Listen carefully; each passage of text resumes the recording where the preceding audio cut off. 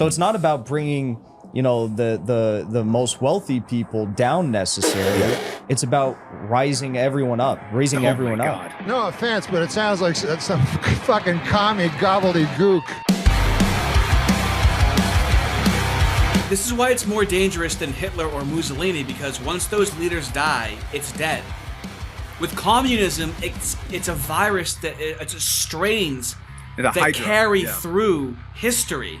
I mean, that's what people don't realize. That's why it's more dangerous, because you can't kill the leader. There is no leader. It's decentralized. The capitalist state is so inefficient and so designed just to screw us over and exploit us that it needs to be completely revamped from the ground up. So like the American... Not destroyed, not abolished, simply a makeover. Just some renovations. Queer Eye for the Straight Guy can come in and just give it a little makeover. Make it feel cute again. New coat of red paint. Yeah, that's all you need. That's all you need. Like during BLM, it was like a little retarded. They were just over the top, like with the black. Yeah, during BLM, it was a little retarded and over the top. Tens of thousands of arrests, billions in damages, burning cities coast to coast. Imagine if somebody was like, yeah, dude, like the whole Hitler, like Holocaust thing, like it was a bit much. Okay? No, it's just a little bit, you got a little carried away. But it was a mostly peaceful Holocaust. Black people and you guys are just so annoying. Like, oh my god, Hitler's black so annoying. Telling me all the embarrassing stuff they're getting texts, like white people calling to like apologize. Oh my god, my Jewish friends were so embarrassed during the Holocaust. For microaggressions and stuff, they're like, oh my god, this is like so awkward. Yeah, dude, there's a Holocaust, dude. It was very awkward. We can both agree, all right? Welcome, comrades! I'm RD, short for Rhetorically Defective, here with my almost asexual co-host Patrick, and we are done with it. A podcast that's dedicated to the sea of communists that just don't get enough attention. Feel free to subscribe to our YouTube to see the video of the podcast. Link in the description. Patrick, how's your hammer and sickle hanging?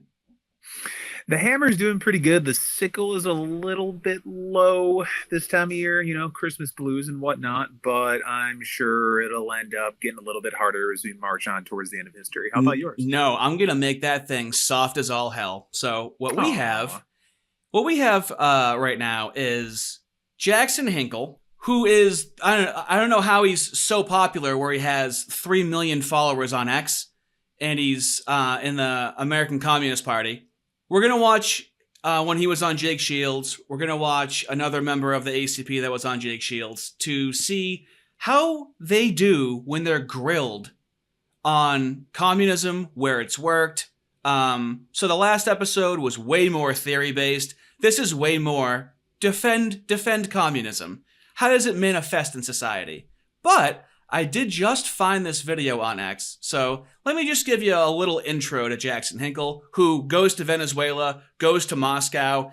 We have unofficial political liaisons to foreign countries that are communist, talking with them, formulating relationships with them outside of the government. I'm sure every other country in the world would do something about this, but right now in the state that the United States is in, we just let it happen and don't even keep an eye on it. Yeah, it's hilarious, too, because I understand, like, the American Communist Party is new, and yet the face of the American Communist Party has millions and millions and millions of followers. God knows how many of those are actually real. And he's literally visiting dictators and, like, other communist leaders in various countries. And yet it doesn't really seem like anybody cares. It's weird. But what I want to say is I'm 100% serious. There's no place I'd rather be than with you all in Chicago tonight. I've gotten to know so many of you over the past few months, and it has been beautiful. Some of you I knew before the party launch, some of you after. I've gotten to know some of you even better. And some of you I still haven't met yet. So I look forward to doing that. For such a historic party that I think has already changed the game of politics and true partisanship in this country, in America, that has done so many incredible things already and will do so many incredible things in the future. There's no place I'd really rather be than at this historic event tonight. But I'm abroad in Moscow, Russia at the moment, and I, very sadly, and I apologize, I could not make it. But what I want to say is I'm 100% serious. There's no place I'd rather be than with you all in Chicago tonight. The guy virtually lives in Russia, and he's got Stalin in the background. I also, I'm shocked that he has Stalin. Usually these guys are always repping Lenin. I know they love Stalin too. I do find it funny. It's like that stereotype. Lenin is more so theory for them, and Stalin is more so praxis for them. Okay, that makes sense. I do find it funny though. Like he's like, oh, I wish I could have been there, but I'm too much of a bigwig or rubbing shoulders with the other bigwigs. But have fun at your convention, peasants. Look, this is the vibe I'm getting. This communism has a suit and tie. This is American communism. This is a different kind of communism. This is presentable communism. It's not blue-haired gay communism. And he looks like me. He looks like you. I feel represented with this communism, right? Shut up. I do find it funny too that it's American communism, and yet it's just Eastern European, like Russian communism, whereas they call woke communism communism from the West. Isn't that what they basically refer to? They're trying to reclaim communism in the West right now. Well. So what I've gleaned from what they're doing is that there's communism with Chinese characteristics, which we will see way too much of. There's Venezuelan socialism. They call it socialism, but it's communism, but it's also socialism. So they're trying to now, since communism we're not at it globally yet. So now they are respecting each country's version of communism to unify in the background to build a global communism is what the MO seems to be. They also drive me nuts because you'll see later, I think, when Shields talks to, Liger, Eddie Liger, when he talks to him and he's like, oh, it sort of seems like power ends up consolidating at the top, Eddie, and then a few people are in control. And he's like, oh, can you name a few of those people? Can you name? It's just the absurdity that the entire project is just to consolidate power, and then somehow it's supposed to magically disperse into the hands of the people. Like that one single part gives communism the cover of pretending that it's not just a totalitarian, authoritarian ideology. So, yeah. So we're definitely going to see more of that. And so right now, Jackson Hinkle, the president, the ultimate chairman in terms of popularity and charisma for the American Communist Party, went on Jake Shields' podcast. We're going to watch a clip of that and see what Jackson Hinkle says. Then, so Jackson Hinkle, international man of mystery when it comes to communism. After that, we're going to watch Eddie Liger, your Iowa apple pie, baseball, American-bred communist. Most of them are communist countries or socialists. I guess Venezuela calls themselves socialists. But these are countries with like Marxism, Leninism in the constitution of their countries. But it's not like what they tell us in America about communism. It's not like George Soros, this anti-family, anti-whatever. It's like traditional communism. They're all Christians. You see, when the current communism doesn't really work, that's not the right communism. It's not like this new communism. We're going back to the old communism that people felt like they had to change because it wasn't working, you know? I do find that adorable, as if they think that going back to the old form of communism, it will somehow like engender people to join the communist movement, when the new form of communism, woke communism, can't even call itself communism, because if it did, then everyone would be like, oh, you guys are communists? Well, then get the hell out. I love they're so naive, but I get it, right? They're appealing to sort of like internet edgelords that hate woke communism. Right. But I wonder, like, what countries have Marxist-Leninism in their constitutions? Is that really a thing, or is that propaganda? Because you really can't trust anything they're saying.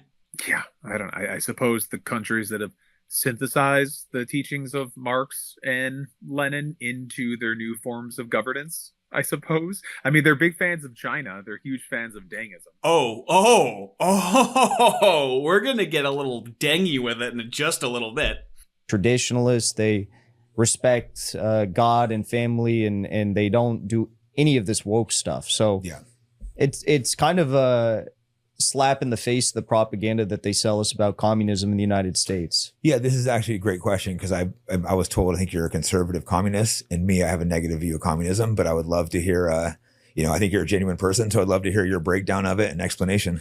Yeah, and by the way, Eddie Liger, he says hi. I know you. Oh yeah. Tell him. We've been talking online. That's someone I should bring on too. Yeah. He'd be good. He's a wrestler. I see he's got those nasty ears. I'm like, okay, we have something in common. But I was hoping he'd make it in the Olympics this year, but I think he came up a little bit short. But yeah, he's been trying to sell me on the communist thing. I said, oh, hey, I'll have a talk with you. Yeah, you should. He's good. Yeah, maybe I'll bring him out for my podcast. Yeah, he's. But anyways, as like communism, I think if most Americans knew what communism actually was, they would appreciate it, and probably a lot of people would be communists.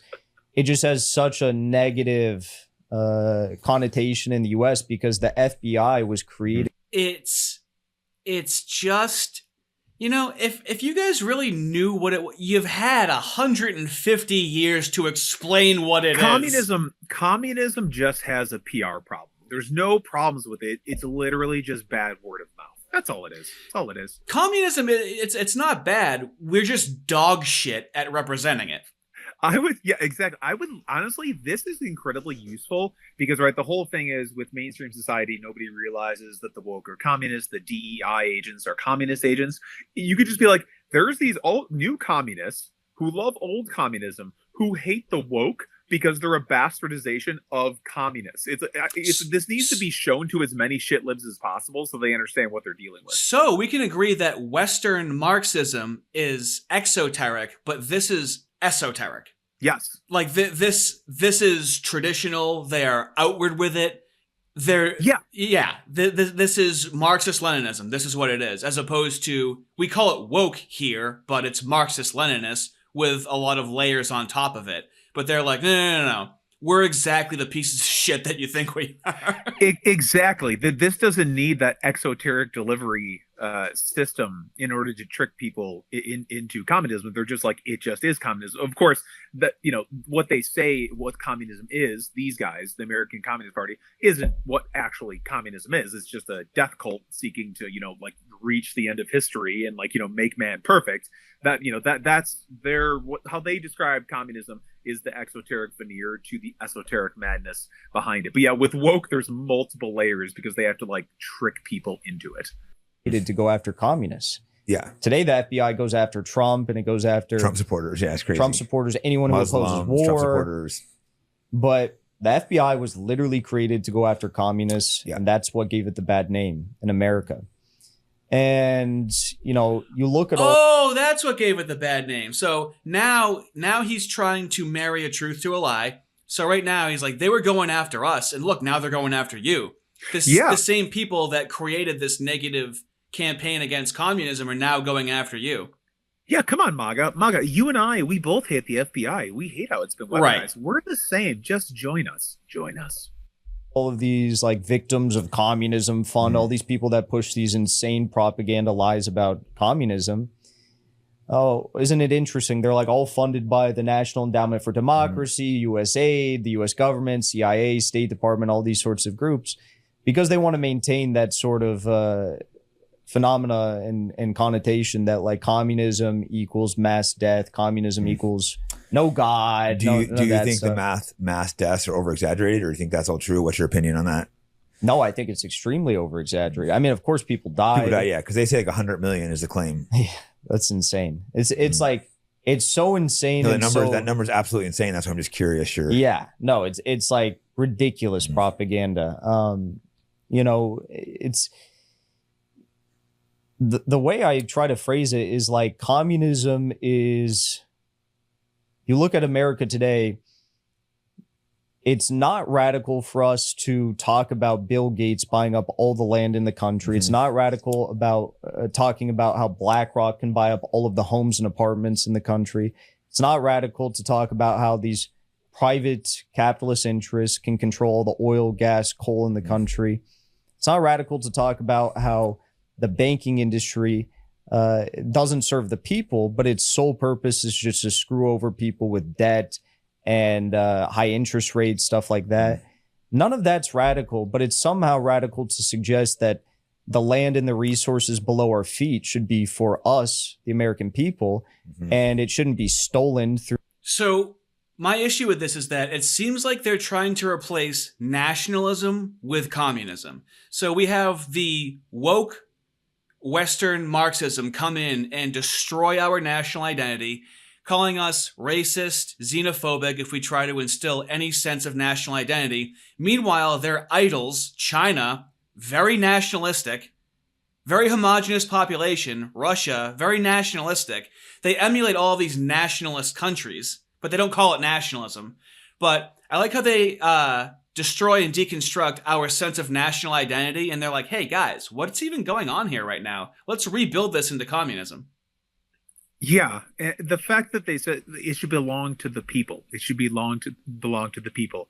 Well, they have to first consolidate all the power into one centralized form of governance, and like I said before, there's the lie that it will be dispersed down to all of the people, and then they'll each have everything according to their own needs, or whatever the hell Marx said. Right. Like he's just so full of shit. Like He's talking to foreign diplomats. He's in Moscow. No. He's just such a liar in how the program would be instituted. They pretend like they hate hierarchies. They don't. They just hate the hierarchies that currently exist that don't put them at the top. They don't have leaders. They have chairmen. They just change what it's called. And then all of a sudden that changes the reality of what it is. They're just chairmen. Yeah, they have chairmen that talk about Chairman Mao. Totalitarian. They have chairmen that openly talk about, like Hazeldine, talk about being a totalitarian and wanting ultimate power, but he's not really sure if he wants it. But if they wanted to give it to him, then he would take it. It's like, okay, yeah, I'm sure. Through this obfuscation of the laws that we have here on the books, it's not, they try to make it sound radical that... I actually love that. Through this obfuscation of the laws that we have here on the books, awesome. So we actually don't need communism. We actually just have to implement and strengthen our current laws. He just said it's through the obfuscation of the laws on the books. Yeah, we're not following our laws. It's not a problem with liberalism. It's not a problem with capitalism. We've been destabilized for a few generations now, and we're not implementing our existing laws. The whole point of that, by the way, is to convince people that we need to have this radical shift when all we really have to do is implement our existing laws. The way they get around the law is by not enforcing the law and then saying that we need to create new laws. Exactly. And like something has to be done, right? Like you said, just enforce the laws. That's like what we talked about this before with Daniel Penny, where, right, he strangled that guy and trying to stop him, and now they're persecuting him to make the people afraid, so the people won't then speak out and try to stop other people from mugging people. Or defend themselves, make people afraid to defend themselves. Exactly, and they incentivize officers to not want to arrest people anymore because you have radical DAs that just release people back out into the streets. Yeah. They don't change laws, they change culture, and then go, oh, you guys are focused on culture wars. That's classic textbook. And they destabilize everything and then engender this culture of where people don't want to uphold current laws. And then instead of just saying, well, we could create incentives to make people want to uphold those laws, instead they're like, no, we have to burn the entire system down so something else could rise from it. Something else can rise. And that will come up later with Eddie, by the way. Countries like China, they're not taking money from the IMF, for example, and their banks are actually investing in the redevelopment and the infrastructure development of their country.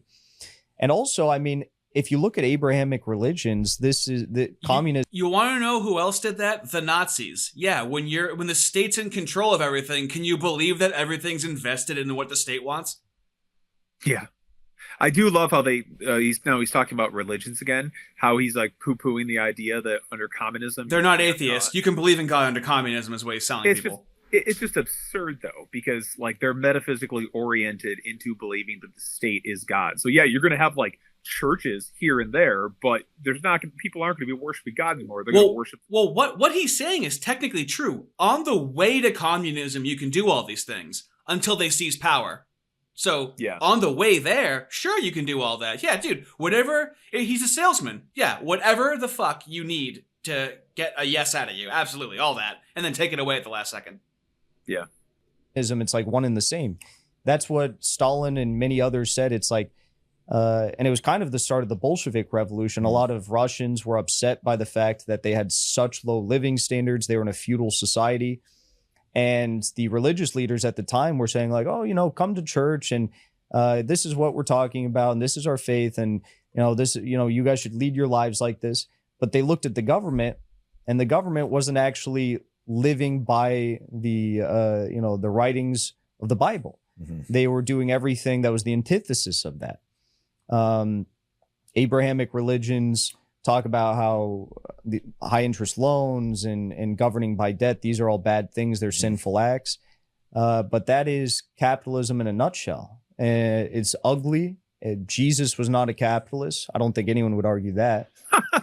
And it's about true sovereignty and actually mobilizing the forces of production to benefit the whole of humanity. Yeah, like I agree with a lot of what you said, but I still have a few issues. Like one big issue is to say, in communism, everyone makes the same amount of money, right? Like a lot of times I'm motivated to work and do projects because, well, part of it I enjoy working and testing myself, but also, I do extra stuff to take money. Wouldn't that kind of kill the drive to do that if everyone's making the same amount of money? Oh, it's a good question, because that's kind of what I thought about it first. Like, in sales, there's a strategy called feel, felt, found. I don't know if you're familiar with that. No, I've never heard of it. So I understand that you feel that way, and I've known people who have felt that way. However, what they found, and then communism. So it was like, yeah, I understand. I used to feel the same way as you, man. But through this knowledge that only I have and you don't, actually what I'm saying is correct. Correct. Yeah. Well, I mean, that's, yeah. The thing is, it's nowhere in any communist text, Stalin, Lenin, Mao, Engels, no one says anything like that. That's like what George Soros says communism is, and that's what all these liberal groups, they talk about. Oh, we need like equality and we need economic equality for all people. It's like, well, right there he goes, no. The equality thing, that is on the liberals. The liberals do that. The communists don't do that. It doesn't say anywhere explicitly that we say that. It's just that whenever anyone confronts us about how we're incorrect, we tell them to read 39,000 books about the topic instead of giving a simple answer. Yeah, you don't say anything. Right. Nothing is explicitly said in clear language. Well, they can't. If they were to explicitly say what they want to do and what their goals are, everyone would be like, okay, well, they don't tell you what they're going to do. They show you what they're going to do. No. What they talk about in every single communist text and every single communist writing is we need to uplift the masses collectively. So it's not about bringing, the most wealthy people down necessarily. It's about raising everyone up. And you look at China. China's lifted 840 million people out of poverty. Did you know that China lifted 840 million people out of poverty? Interesting. I wonder if the statistics are off on that, like how he claims that 100 million people haven't died under communism. What are the Vegas odds that the way that they lifted 840 million people out of poverty is by changing the definition of poverty? What are the odds? Yeah, and I mean, if you kill 100 million people, if you kill enough people, then technically they're lifted out of existence. They're not in poverty anymore. So, what if they considered someone in poverty to be making below $1 a day? Yeah. Well, 840 million out of poverty, just like that. I do love how he's so full of it, where he's like, oh, it's not about bringing down like the rich. It's about lifting everyone up. It's like, well, no, if there's that's a joke. That's a joke. If there's a consolidation of power at the top that you don't like, you have to bring those people down in order to disperse it to the masses to supposedly lift everyone up. He's such a liar. It's crazy. Bernie Sanders kind of really added a lot of poison to what I think socialism and communism is, because his whole spiel was that we should tax the 1% or the top 1% and then just give like welfare programs to the American people. Well, that's like a liberal welfare state. That's not what it. That's a liberal welfare state. What under liberalism says that the government should give people money? I know. On a mass scale. But here's the thing. So the step to communism is socialism, right?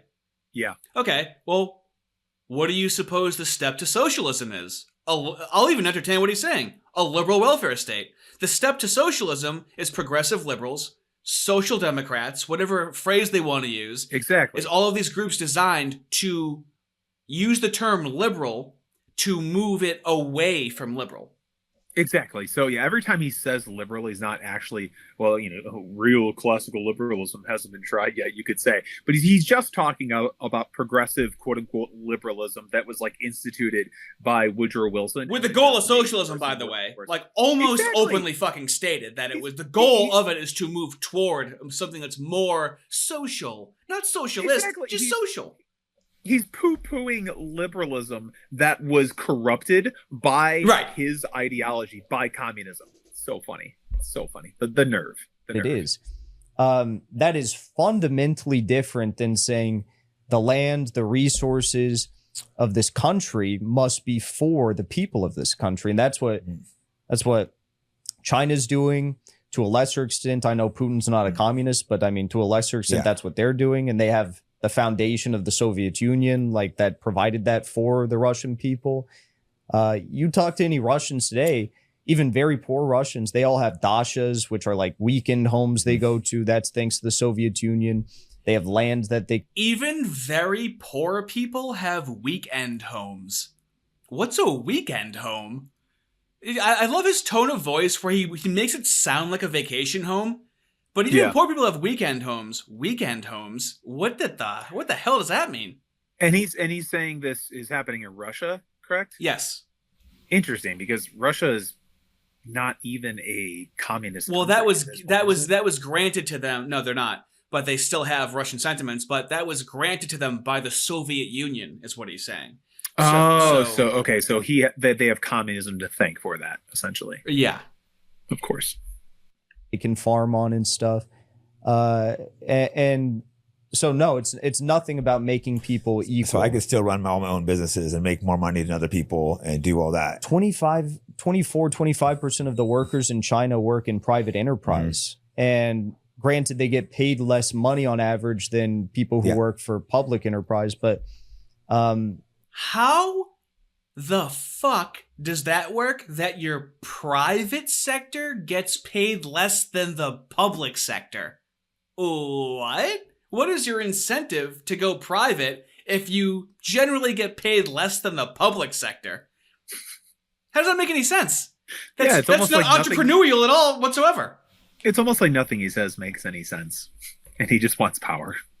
Allowing for small business is totally okay. I mean, it doesn't say under communism that like mom and pop shops or like single member LLCs or whatever are going to be like canceled immediately and like done away or nothing like that. No, I mean, communism is about ingenuity. It's about tapping into something new that no one in America is providing right now. The left says straight white. Tapping into something new, all communists do is co-opt other ideas. Where are the communist stand-up comedians? Where are these communist inventions? Because here's the reason why. They can't create anything because their foundational belief is thesis, antithesis, synthesis. They can only start with something that already exists and criticize it into something else. Nothing in their philosophy states that they create anything.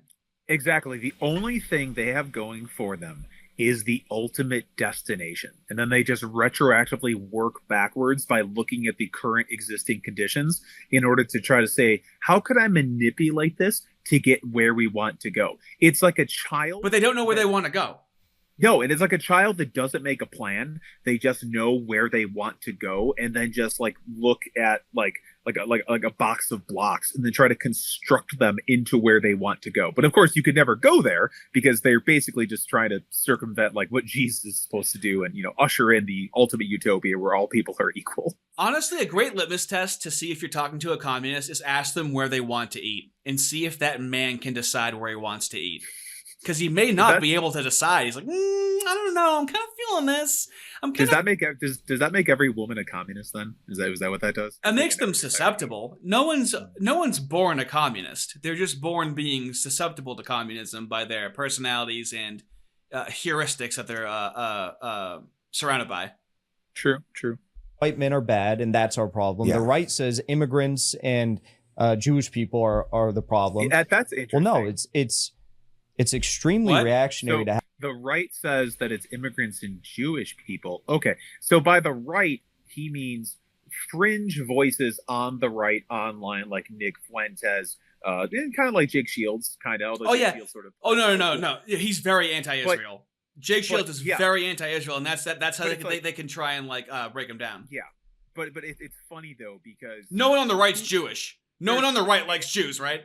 Right, but there's massive political and social movements that have mainstream backing on the left that not only just don't like Israel. I have problems with what Israel does, just like I have problems with what every country does. Right. But not only that, but they legitimately do not like Jewish people, and that is a very they don't like Zionists. People. Patrick, they don't. Yeah. You're mischaracterizing. You're strawmanning them. They don't like Zionists. Okay. Have those positions, and even if one of those things was right, that doesn't provide us with the path forward as to how we actually fix our country's economy. So, I agree with a lot of it. I just think it's such a complicated issue. You got to look and see, like, how do you actually do this where people still can be successful without being overtaxed? But a good point with the resources of the country. Why do those belong to someone else? If it's oil in our country, like, shouldn't that be for the people? I mean, I kind of agree with you with things like that. Or banks. It's like, why? Those are the richest people, some of the richest people in the country. And how do they get their money? They don't make anything. They just make it and charge you interest. And they don't produce anything. It's like in America, our richest people are like they're rent. Hey, what did Mao produce? What did Mao create? Oh, but he's not making money. He's just managing resources. Yes, the money is the middleman to not being oppressed. At least you have money. There's gonna be tyranny. There's gonna be corruption, but at least you can have a currency where you can actually build something for yourself rather than just being resource based. Yes, and then that, of course, that's what China realized after Mao fell, et cetera, et cetera, et cetera. Deng came into power. They realized. Oh, we're gonna have an entire section that explains Dengism, by the way. Oh, good. Okay, they just realized that they had to exploit the capitalist free market model in order to try to make communism work. They discovered that. That's going to be shown by CNBC later on. Nice. Debt, interest, and speculation, stock buybacks, all those sorts of things. Yeah. We're not producing anything. I saw a stat this morning. China has almost outpaced us by a factor of 2 times in manufacturing. Granted, they're a lot bigger. They have a lot more people. But like that was not the case, a couple decades ago. And what America needs to understand is that communism in America is going to respect our tradition, our history. It's going to respect it a lot more than what we have currently. Do you think he's planning communism with American characteristics right now, by any chance?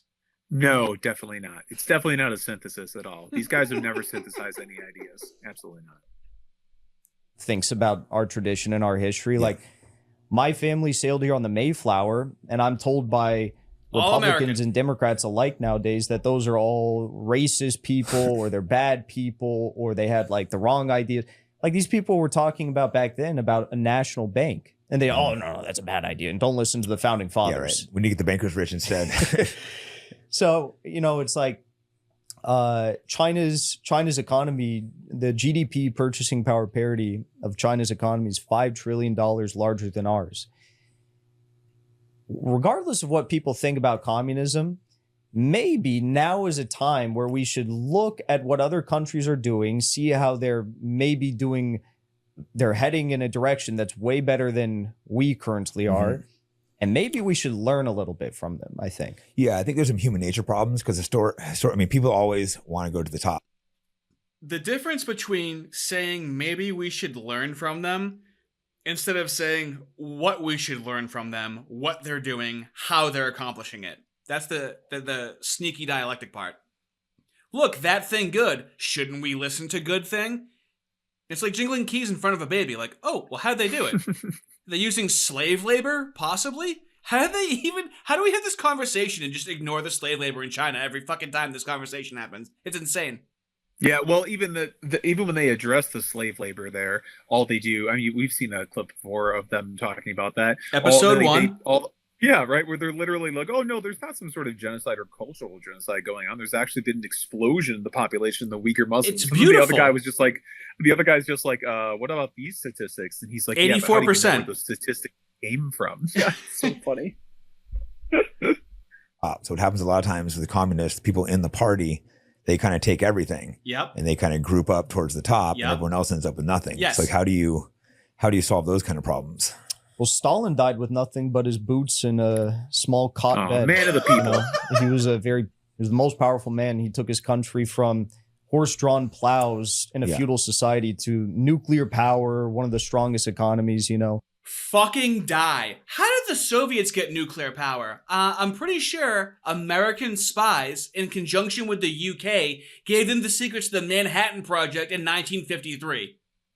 They stole those secrets from the United States, and the communists and the American communists back then, the only citizens sentenced to death during peacetime. They were executed for giving them nuclear secrets. That's how the Soviets got it, but doesn't it sound so like such ingenuity from them, from Stalin, right? You stole them. You raped, you just rape other people of their knowledge and resources and then go, that was us. Yeah, but he died. He died a poor man because he's loved his people so much and sacrificed so much. So. Yeah, So- they were competing with the U.S., which, I mean, that is a good point. They were saying like communism's nothing, and they were neck and neck with the U.S. for multiple years.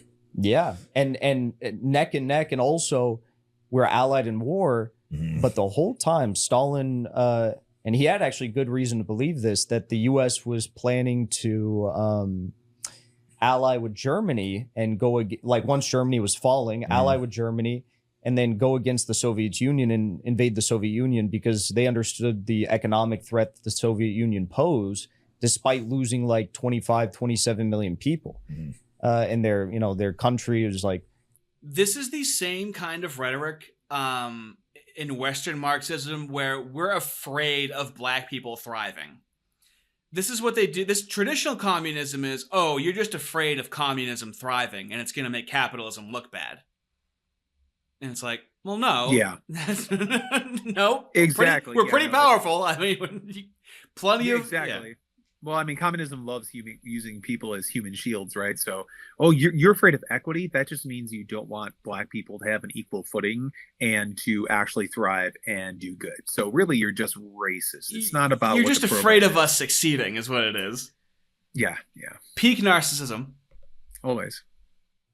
I can't speak for like every communist country that's ever existed, but you look at the most successful ones, the leaders are very humble. The leaders are very,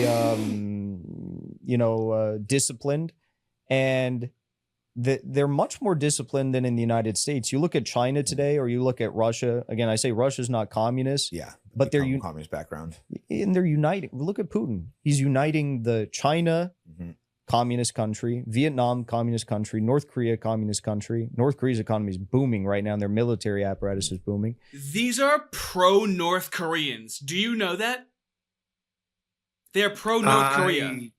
I did not know they were. They are pro-North Korea full-throated pro-North Korea. That's how far this delusion goes. They are 100%, you heard what he just said, and it's way beyond that. They are pro-North Korea. And it's funny. North Korea is doing well to them. And they just don't. It's cliched, but like liberalism, like freedom, the ability to do what you want without so many restrictions, they just don't care about it. All they care about is a well-oiled machine that comes from the top that supposedly provides for everyone. They just happen to be the ones at the top. They just don't care about that at all. They want. The people that follow them want to be controlled and just want a daddy to tell them what to do and when they could do it. And these people want to be the daddy. It's so depressing, and I don't understand how they don't feel demoralized all the time. Beyond depressing, here's what's dangerous to me. We have an American Communist Party that is pro-North Korea, that are talking to foreign diplomats, openly talking about it. They are gaining popular support. Meanwhile, Nick Fuentes gets banned and put on a no-fly list because he makes a cookie joke about Holocaust denial. Like they have this like fear of Nazis when there's not this generational literature on Nazism that there is with communism. With communism, the lineage goes back, if you want to get crazy, thousands of years, technically, okay?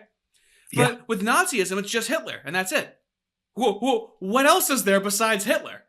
And that it's actually funny that, and of course, so everything the left does is for obfuscation. They just lie. So they create a caricature in Donald Trump in that he's Hitler, and then actually ignore how communism has, or not just communism, but how fascism has morphed and shifted into what it is today. Because if they were actually to describe and delineate what fascism is, everyone would look at the Democrats and like the environmental social governance cartel that they are representing, that they're trying to institute all these policies. They would look at them and be like, you are the number one fascistic party in the history of the United States. So they have to lie and just say Hitler instead of being like, here's what fascism actually is. We have to bring back the word totalitarianism. The scary part of fascism is not the exclusionary parts of it. It's not the racism. It's not the homophobia or whatever else they want to say. It's the complete government control. That's the scary part of fascism. You can have racist liberals and everyone still has rights. They just don't like those people. So they want to obfuscate and go, well, it's not, no. We can't be fascist on the left. We can't be fascist because we accept everybody. Yeah, you want to oppress everyone equally. Fascists want to oppress certain groups. That's the only fucking difference. It's complete government control is the crux of the issue. That is obfuscated. And they just completely sweep it under the rug and go, no. We want complete government control for you. The difference is fascists want complete government control for them. Okay, that's completely different. Yeah, sure.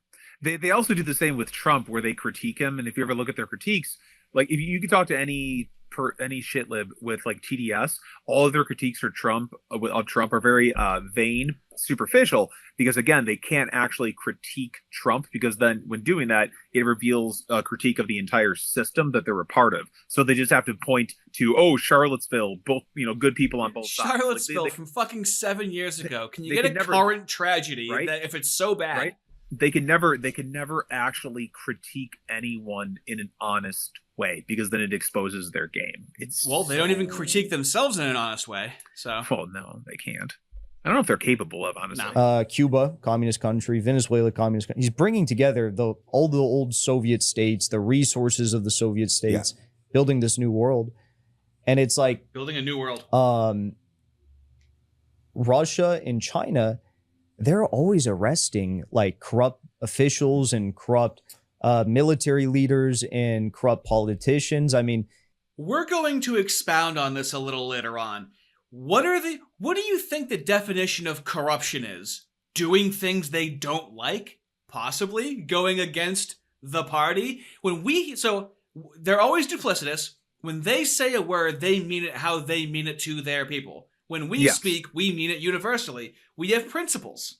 We have universal principles. They have no limiting principles. So, and that's go ahead. No, I just say, and that's why so many like popular anti-communist James Lindsay and so many others never want to engage with them, right? Because they're constantly saying something that they're saying something but actually meaning something else. So then the entire conversation becomes about deconstructing what they're saying, which would be the only purpose. That's like what it was. Drew Pavlov who had that conversation. Episode 1. Noah with Noah from the American Communist Party. He spent almost no time deconstructing what Noah was saying. Instead, took him at face value and had this conversation with him. And then Noah just steamrolled him, because it's like Drew didn't understand. He doesn't understand how to talk to these people. And like I said, takes them at face value. Like, you can't do that. You have to be constantly being like, wait, this is what you're saying. This is what you actually mean, and here's why that's wrong. But no. It's not why that's wrong. Absolutely not, because then you're going to scare them off. Then they become defensive. But you go, what do you mean by corruption? Like, what's an example of someone being corrupt? Like, what happened? And we saw in episode 1 where he just took the government's word for it. Noah did. The Chinese Communist Party's government. The one-party state. He took their word for it. But then when Drew. When Drew brought his own statistics, then Noah called all of them into question. Right. It's duplicitous. There's no universal principle. No honor. The West celebrates those things because they say, Putin's cracking down and he's whipping these people, and they try to make it sound bad. But I'm like, I would actually like it if our leaders that were corrupt were arrested, but they'd probably have to arrest all of Congress. Man, I saw a great interview with Putin. I can't remember the exact details, but it was a bunch of the biggest corporate guys that ripped people off. And he just started chewing this guy out, and then told the guy he's going to change his rules, change the business. And the guy's just like, yes, like right away. And it's like, man, imagine if we could do that in America. Sit there, someone's just raping the people, and he goes over there and like, no, you're not doing Jake Shields actually looks like a baby when he's saying this, and he sounds like a 5-year-old when he's saying it. That would be good if the good guys came in and took away the bad guys, and the bad guys like, I'm sorry. Yeah, he's like that guy Elijah on Twitter. I always say that he sounds like a 5-year-old describing his red truck. This is my red truck, and he puts out fires, and this is it goes boom, boom, boom, and the wheels go by, and it's so fun. This is my red truck. Yeah, I just love how Jake Shields, and right here, right. This is how people are like, oh, fascism, communism. Yeah, maybe that's a good idea. Because wouldn't it be great if we could just tell these people what to do and then make them do it? It's like, okay, but who's the person? Mind you, we're 1 degree away from saying it's the Jews. We're 1 degree away right now. Oh yeah, but who's the person in control? Who's the person that has the power? And if it's a good person, oh, that's great. But what about the next person that has control and power? What about they never think ahead? These people never think ahead. I know. And think about the downstream consequences of being like, oh yeah, we just want a strong man to tell us what to do. But this is the danger. This is why it's more dangerous than Hitler or Mussolini, because once those leaders die, it's dead. With communism, it's a virus that it's strains that carry through history. I mean, that's what people don't realize. That's why it's more dangerous, because you can't kill the leader. There is no leader. It's decentralized. Well, supposedly, but usually there's a couple leaders doing that anymore. And the guy's just like, yeah, sorry. Yeah. And I think, so I think it's really good. I think of course you're going to have like corrupt actors wherever. There's going to be corruption. It has to be weeded out. And another big problem with communism is typically they have like state media. So you obviously believe in free speech, right? And you wouldn't believe they wouldn't be a state media. I think, 1 second. Oh, hold on. let me take a sip here while I think that I'm going to say. In countries that are targeted by the United States and by the entire Western financial system, of course, in America, we need free speech, respect the Constitution, right? Oh, yeah, totally. We're not a target of other countries. Like right now, of course, it's a critical moment and World War III might break out. But like, if it wasn't for us provoking these countries, there'd be no threat, right? And Russia is still trying to diffuse the situation. But you look at countries like Russia that are targeted so heavily militarily, economically, culturally, by intelligence, so on and so forth. You look at China, same thing. They do have to maintain a duty in their countries, in the media, on social media as well, to prevent any sort of... And so when he asks a straightforward question that he can't answer, now we go into, but they're victims, but they're oppressed, but they're targeted. You know, China and Russia, not very strong countries, right? And then once the they're being targeted.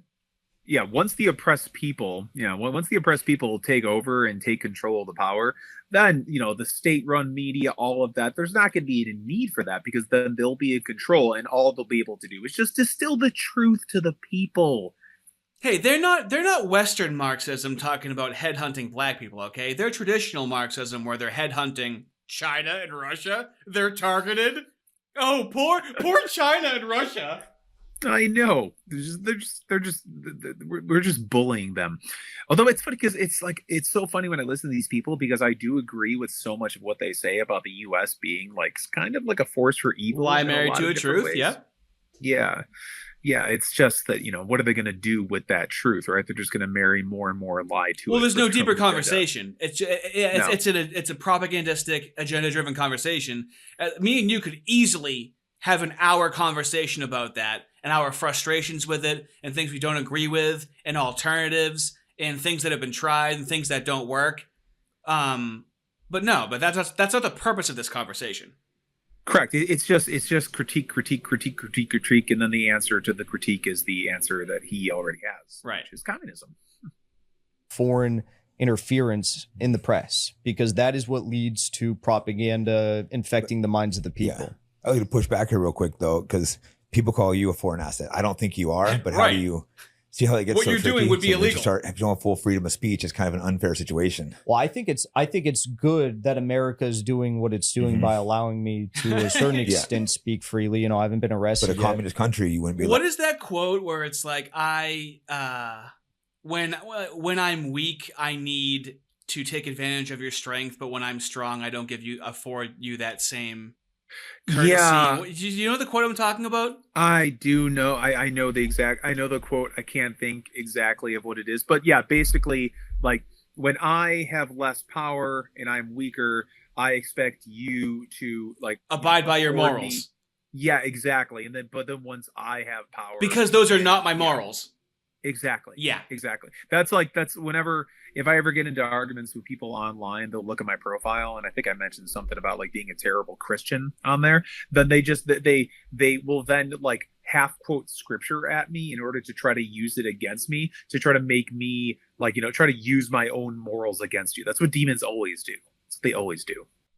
If you don't have full freedom of speech, it's kind of an unfair situation. Well, I think it's good that America is doing what it's doing by allowing me to a certain extent speak freely. I haven't been arrested. But a communist country, you wouldn't be allowed to speak if they called you a foreign agent, which I don't think you are a foreign agent. I think it's ridiculous, but people make that claim. But America's not under threat right now. We're not being, our borders aren't being invaded. Our country isn't being balkanized into smaller parts. Our economy isn't being raped by another country. It's like, it's different. But why couldn't you? Our country's not being invaded. I wonder how Donald Trump won the presidency. Right. Our country's not being invaded, specifically with people from China coming in through the Mexican border. It's also insane because he'll say that, but then he and others in the American Communist Party will rightfully so, that America is basically beholden to the special interests of like different big businesses, different countries. And so we're literally being like pillaged and raided as the republic falls. But no, America, there's nothing happening to America right now. It's just America happening to other countries. Kiss my ass, Jackson. Meanwhile, China really keeps everything in China as much as it can. Very protectionist, one would say. They trade globally, but they make sure it's reinvested into the country. Yeah, and like there's like an entire scheme to basically deindustrialize America, get us hooked on sustainable types of energy, and it just so happens that China's the one that sells all of that. But yeah, nothing's happening to America, not at all. He's so poor China doesn't have enough power in the global market. It's ridiculous. You have communism with absolute free speech. I think first you could in America, 100%. And I think that Russia and China could in the future, when there's an America that sees itself as a nation amongst nations rather than a nation that needs to put a boot on the neck. None of us are free until all of us are free. They can't have free speech until we all have free speech. What a bullshit fucking cope. I know that I love it. He just sounds like a woke Marxist talking about how Palestine must be free. He's not Western. No, he's not woke. Okay, he's different. No, he is. He's definitely not the exact same skin husk of a human being with different wording. No, for he has sure. he maintained his natural hair color with a collared shirt. He's completely different. Yeah, he's just like us. Neck of 90% of the world. Yeah, we're in a strong agreement with all that stuff. We'll talk about that in a minute. But it's just and I don't 100% agree with some of the stuff they're saying. I think there is definitely major problems in it. Yeah. Another one is I know a lot of people that have fled communism, and they all say bad things about it. Like, how do you, what do you say to those people? Well, one more thing I'll say about the media thing is most of the media nowadays that's like censored in Russia and China, that media that comes from the West, right? Of course, like political stuff gets censored if they're saying like, the Ukrainian Nazis are good, or Taiwan is a country of its own, or there's a genocide in Xinjiang, because those are just like bogus claims. And I'd also say that they don't imprison us here, but they don't really need to. It's politically unpopular to imprison people when you could just censor them everywhere. No, that's true. No that's limiting true. principle. It's unpopular, which means that this is mob rule. If it was popular, then it would be okay. And if they control everything and it's totalitarian, they will determine what is okay. It's not the issue that it's fundamentally wrong or illiberal, as me and you would say. That's not the issue. That's not the issue that's a violation of rights. There are no rights to them. It's that it's unpopular. That's the issue. Exactly. Get you banned from every banking and financial means of operation. Like I've been banned from Venmo, PayPal, all the media. Have? Yeah. Wow, why have you been banned for? I didn't know you were banned from that stuff Russia. too. I know like Nick and stuff was, Fuentes, but wow. Russia. for going over there and hanging out in Russia and stuff? It was before I even went. It was just for simply. So it wasn't even because he's colluding with foreign diplomats. That's not even the reason why he was debanked. Let's see what the reason is right now. Calling out the hypocrisy of the Ukraine war and stuff and saying we shouldn't be funding it. Damn, we can't believe it. Oh, really? You can't speak out against the... That's the reason why... There's no way that's true. No, absolutely not. There's more prominent people than him that have been speaking out against that. It's a popular opinion. Yeah, no, like what Thomas Massey is constantly speaking out against that. Yeah, but who's Thomas Massey? It's just some random guy, right? Yeah, he's definitely not like, what is he, a senator from Kentucky or a congressperson, whatever he is? I believe he's a just senator. love that these people have a persecution fetish. They must be persecuted, and they will create. They'll just say anything and say, "Yeah, that's why I'm persecuted. That's why." Angie for that stuff. Mm-hmm. And the Gray Zone did an interesting article on that. It was British intelligence that did the bannings on PayPal. All right, let's go to our friend Eddie. So Okay. we were just watching Jackson Hinkle blab on about nonsense communism to Jake Shields, and now we have Eddie Liger here, and I think you said this is the lower henchman. Yeah. It's funny because I'm watching Die Hard right now with my mom because Christmas, obviously it's a Christmas movie. Everyone who disagrees can go to hell and die.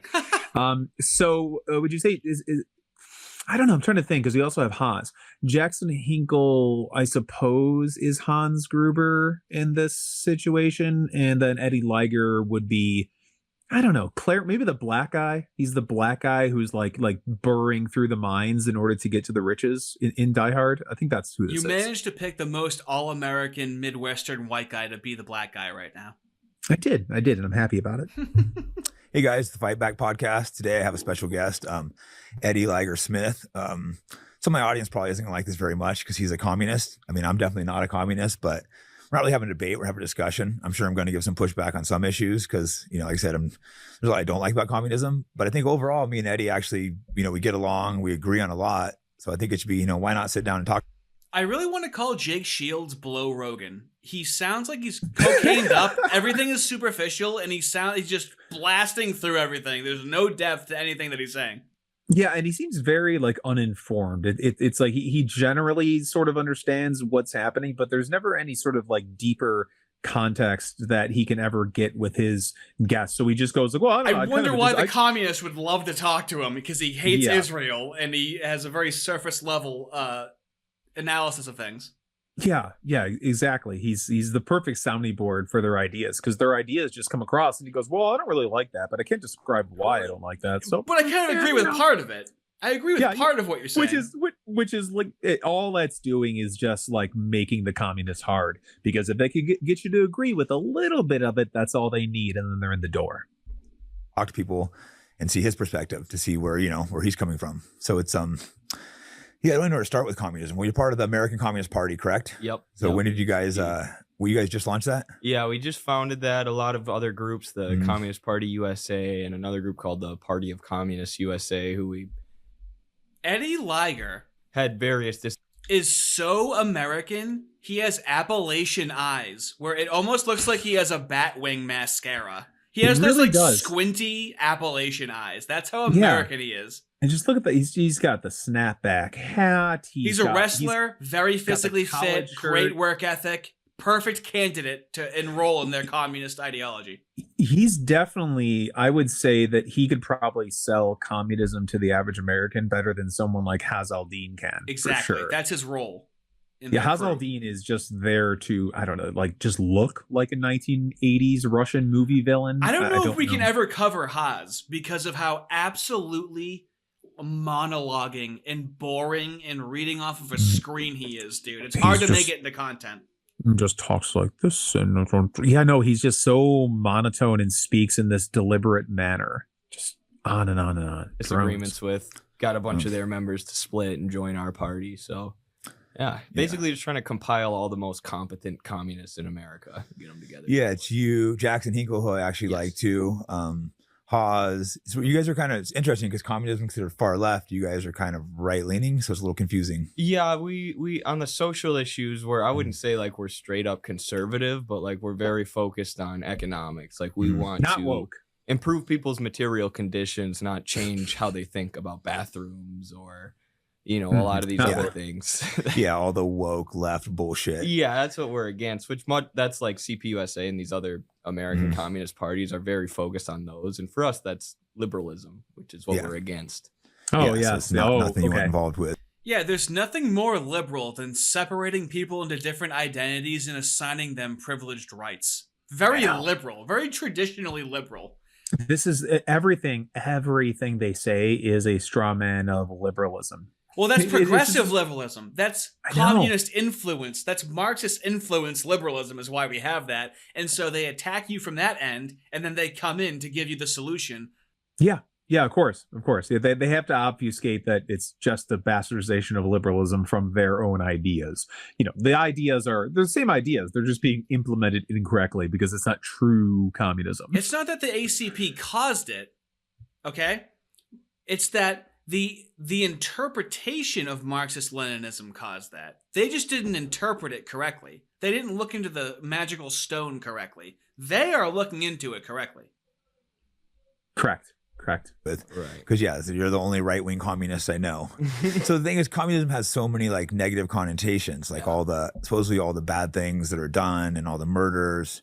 What's your aspect on that? Like all the massacres that are supposedly done. Do you think those are exaggerated, or do you think Yeah, I mean, revolutions are messy. Like everybody, there were legitimately people who died in the October Revolution in Russia and the Chinese Revolution in 1949. Like, it's gonna happen. People die. Involves little genocide, a real uprising that can lead to people dying. That being said, the media, as I think we would agree, is okay. So we're just going to replace Zionist with the Jews. And the number 100 million with 6 million right now, okay? Yeah. The amount of times they say propagandistic, the education system is propagandistic, and the people who own it are all anti-communist, Zionist, pro-imperialist. So they do, like, the Black Book of Communism is a great example. That's where the 100 million number comes from. And even one of the book's own authors has admitted that they exaggerated the totals to try and hit 100 million. Definitely not. There were real deaths and even in some cases real atrocities, but it's been exaggerated at every stage. They exaggerate the 6 million number. Yeah. There's just some. Why don't you walk through real quick? It's just a small amount of genocide. That's just what happens in revolutions. Well, but it wasn't genocide. It was mass famine. This is the technicality that they get you on. It was not a genocide. There's probably I think there was some genociding, but there's no. Patrick, you're not listening. Okay, it wasn't a genocide. So revolutions are messy. Do you like that deviation? It's like, we're not talking about a war. We're talking about when they were in control and killed people. And he's like, yeah, wars are messy. It's like, that's not what the original topic was, I would say. No one's like, dude, the Civil War was so oppressive where people died. No, they were in a war. And so there was casualties. He equates casualties with there's a government in control and the people, the citizens are dying by the millions. Yeah. It wasn't 100 million. So what was it? At least Nick Fuentes has the balls to go, it was 200,000 and not 6 million. This pussy over here is like, it wasn't 100 million. Oh, sorry. Was it 60 million? Was it 50 million? And Nick Fuentes is he's a Christian Catholic monarchist fascist. So fascists are just honest communists, right? Yeah, actually, I think that communists are white collar Nazis. So interesting. Why do you say that? Okay, so with white collar crime, it's not nearly as egregious, but it affects many more people. Bernie Madoff didn't kill anybody, but he very severely negatively impacted thousands of people, right? Yeah, white collar crimes steals their money, right? So they're not killing people. That's like an economical famine. Is what a white collar crime is, right? And it's funny too because communists have caused so much more death and devastation than any other ideology that's ever existed. They caused it, but they didn't do it. But they caused it. I just love that. Yeah, it's like they're just constantly driving their car without looking and running over children. It's like, well, what did Made you a mean mistake. to do that? It's manslaughter. It's always yeah. involuntary manslaughter when they do it, and it's always first degree murder when anybody else does something. Yeah, and the kid was in the way of the car. If he would have got out of the way of the car, then it wouldn't have happened. Well, no, his intention. Yeah, that wasn't his intention. Yeah, exactly. What do you think the pros of communism are? Yeah, for me, communism is just like the real movement of history. So people say a lot of times that they want a mix of capitalism and communism. Mm-hmm. For me, that's just communism. Communism is we take the good parts of capitalism and we leave. My autism is crying right now. So I'm Italian. I talk with my hands. A lot of people talk with their hands. He has one hand that is playing like a metalcore horror chord on the guitar the entire time he's talking. I'm sorry, that has nothing to do with anything, but it's so distracting to me. It's just driving you nuts. His hand is odd. You're offensive. Bad part. You're offended. So, there have been multiple economic systems before capitalism came into existence. Like the French Revolution was the overthrow of the kings, the queens, the monarchs, and replacing it with this new class that was called the bourgeoisie, who were the factory owners and the merchants, the people who built and traded commodities, who because of the... the people who built? Do you think that the people who built it maybe deserve to have a larger ownership of it? No? No. Nope. Just because they built it doesn't mean they own it. The government's going to own it, and the way the government's going to own it is by radicalizing the quote-unquote peasants or the lower class in order to usurp, so they don't have to like. Well, and the thing is, it was never theirs. There's this narrative that we send our people like shitty politicians send our children overseas to fight in wars that they never have to fight. That is communism. That's what they do with the lower class. And to the communists, it was those people that built it. It was never theirs to build. They stole it from the people. So all they're doing is just hoarding resources for themselves. The people must claim back. Right. The Industrial Revolution and the advance of technology got all this power and wealth, which they then used to seize political power from the monarchs. So you saw a similar thing happen in the U.S. when there was slavery in the South. The plantation class in the South was eventually drawn into a class conflict with not only the slaves that they owned who joined the Union Army once the Civil War kicked off, but the capitalists in the North. So they were the ones who led the effort. So this is what Karl Marx means when he says that all society is the history of class struggles. It's fights between different economic classes that allow the system to be transformed. So under capitalism, the two main classes are the working class and the capitalist class. And I believe that the working class should organize itself and have more political power than Wall Street shareholders and bankers. Yeah, I mean, I don't disagree with that. But the thing is, the problem with communism is like, do you believe everyone should be able to make exactly the same, or should you be able to make your own businesses and still do you like in a modified version, or do you think everyone should make exactly the same regardless of how hard they work? No, and I would say that that's sort of the propaganda narrative of what communism is, that is pushed by what we call McCarthyism, the McCarthy era in the U.S. Really, if you look through the work of Marx, there's never anything where he calls for full equality or for people. See, he never explicitly wrote it down, okay? He never said to do that, okay? Correct. Well, is he God? Yeah. Well, and that's what they always say. He's treating it like scripture right now. Well, God never wrote this down. It's like, okay, well, how is it manifesting? Yeah, I know. It's absurd. And that's why these ideas have been allowed to proliferate for so long, because, he's very light on specifics, that Marx, right? So, he has a system, and then it has to be implemented. They just have to figure out the right material conditions to manipulate in order to implement it. Would you say that Eddie sounds like he's a good critical thinker? I would assume not, since he's in the American Communist Party. Well, we'll revisit that a little later on. To make the same, what I really advocate for is a meritocracy. Yeah, a system where if you work hard, if you're innovative, you should advance. And you should advance in your hierarchy in society, since there's no currency. And you advance in your value to the state and not to the individual. There is no value to the community because it goes through the state, then allegedly to the community. So you increase your value to the mob boss. Correct. modern socialist countries like China and Nicaragua, they're stimulating small business. So they're giving these people resources when they have good ideas to start their small businesses. And Like a loan? it stimulates a lot of innovation. I think I'd like to see that in America because it seems like everything's monopolized right now. Oh, I love it. I love it. Everything's monopolized right now. Nothing's monopolized under communism. Nothing's monopolized under communism. No, See, everything issue is belongs that to the people. We're under a monopoly right now.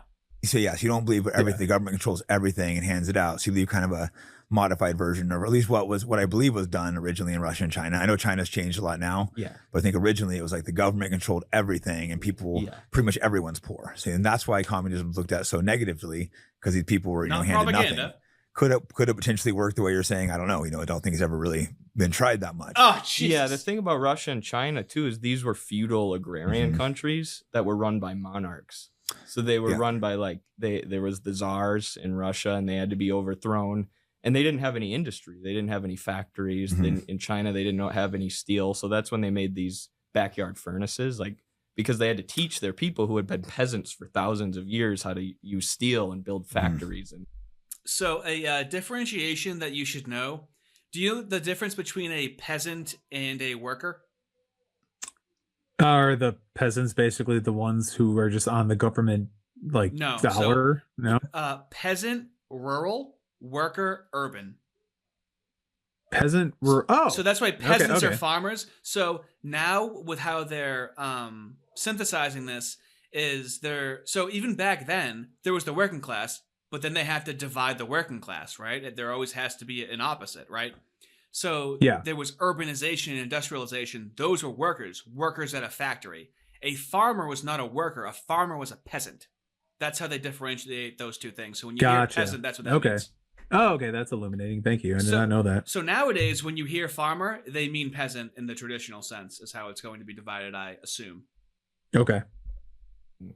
So the first 10 years of the Russian and Chinese revolutions were actually the fastest increase in life expectancy that's ever been seen in human history, because the government seized everything, but they weren't really seizing it from the people. They were seizing it from the monarchs and the landlords. Oh, how nice of them. And then they managed the economy in order to in the USSR, they were preparing for war with the Nazis.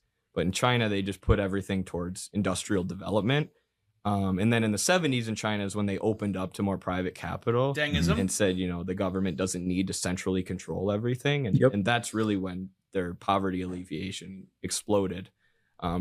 So once they introduced, because Dengism is state-owned capitalism, once they introduced capitalism and opened themselves up to private markets, then they financially flourished, is what he's saying, but he's not saying it in the words that I'm saying it. Yeah. That's what I mean. You could call that a mix between communism and capitalism, but for me, that's just, what. So you think originally that's how it was, and you think it was kind of originally not done correctly? I think they did what they had to do for the time, but what they did in 1917 USSR wouldn't be applicable in America because we already have industry. Yeah, the country's already flourishing, but a lot of it is going towards the top. Because I agree there's a lot wrong with the country. It's just the people are completely screwing us over. I don't disagree with that, but I still feel like if I go and work hard, I should be able to be a millionaire. Yeah. Because a lot of people just aren't willing to work as hard as others. That's just the truth of the matter. I've ran some small businesses before, and some of the low wage workers are just really bad workers. They don't want to be there. As soon as you pay them, they're not going to show up the next day because they're probably buying drugs. And not that these are bad people necessarily, but it's they're not putting in the work versus someone you're paying a lot better. So a lot of times there is a reason for this stuff. So what do you do with the situation, the guys that don't want to work hard? I just think they shouldn't get as much. I think they should be paid less, a real meritocracy. Like the gulag? They just don't get paid as much. What if they don't get paid enough to live? Well, no, everyone gets paid enough to live. Doesn't he talk about gulags coming up here a little bit? Pretty sure he does talk about gulags. It's in a very jovial way. Yeah. Yeah, it's it would actually. Yeah, I think he presents that the gulag would be a better system than the American penal system that we currently have now. That it's a better thing to rehabilitate for billionaires. People. Yeah. Because I think a lot of the people who in the town I'm from right now, there's this guy running for office, and he's just a cokehead. Yeah. But his parents own an oil company. He's extremely wealthy, and I think someone like that should have to work a real job. I think a lot of the freeloaders are the people born into wealth, and You know, and there's also like we just released our party program with the ACP, and part of it would be cracking down on gangs and the drug trade so that there are less coercive things that turn people into bad work. Wow, what a novel idea. Cracking down on gangs and the drug trade. Only communists can do it. Yeah, only communists are the ones that are going to be able to crack down on the gangs and the drug trade. It's not that we already have laws in place to do it and that we're not enforcing them. It's that they don't even exist. Yeah, and it's definitely not that they want to take over the work that the gangs and the drug trade does and then monetize it for themselves for power. Do you mean seize the drug trade's means of production? Yes. Correct. They want to have their own little coyotes running across the border. Right? Degenerates, really. Yes, you believe you can have some wealth, just not be born into like massive wealth and Right. And China has millionaires. You know, if you work hard and innovate, you should be rewarded for that 100%. Yeah, well, I mean, you come. Okay. He made me mad. Let's see what's happened to China's billionaires and why they keep disappearing, okay? Pay close attention to these clips. China Renaissance plunging overnight in Hong Kong after that company said that its chairman and CEO is missing. But since giving this speech that was critical of China's government, Jack Ma hasn't been seen in public, and now many are questioning, where is Jack Ma? He is being punished for speaking his mind. Ren disappeared last month. Now China says he's under investigation. He's accused of quote-unquote serious violations of discipline and law. Notice a pattern? Billionaires in China keep disappearing. The latest addition to the list is Bao Fan, a renowned investment banker who went missing in February. However, a few days later, his company said he was cooperating in an investigation being carried out by certain authorities in the People's Republic. So, you know when they talk about arresting corrupt people? Yeah. Okay. Well, what they do is hit them with antitrust investigations, and they just open an investigation on them. That's like these corrupt people that they were talking about. It's when it's when you have a lot of power and influence, and it starts to supersede the power and influence of the Chinese Communist Party. You just go fucking missing. And it's insane, right? Like you should have measures in place that limit the amount of control and influence those kinds of people have in order to help protect the actual people that the government is supposed to, basically enforce the laws. Patrick, Marx didn't write that, so they can't do it. They're Marxist Leninists. They can only do what these people wrote from 1848 to 1917. That's where they get all of their knowledge and actions from. Amazing. And that's why the woke communists. That's why the woke are going to win and why they're winning. Right? They've upgraded it. They've moved it past that, and now can understand the different social groups that exist and how to manipulate them in order to try to bring about the utopia. Like these guys are just like they're dinosaurs. They keep trying the same thing over and over again. Yeah, it's definitely not the definition of insanity. When someone like Bao Fan disappears, someone that high profile who suddenly vanishes without explanation, that inevitably sends a chilling feel through the rest of the market. How can you feel like you can do business in a place where an important leader of industry can suddenly disappear? Right. We've seen a string of disappearances of high profile business figures going back literally years. It seems like we can't go too long without another high profile figure being disappeared. I wonder what they're doing with them. Disappearing.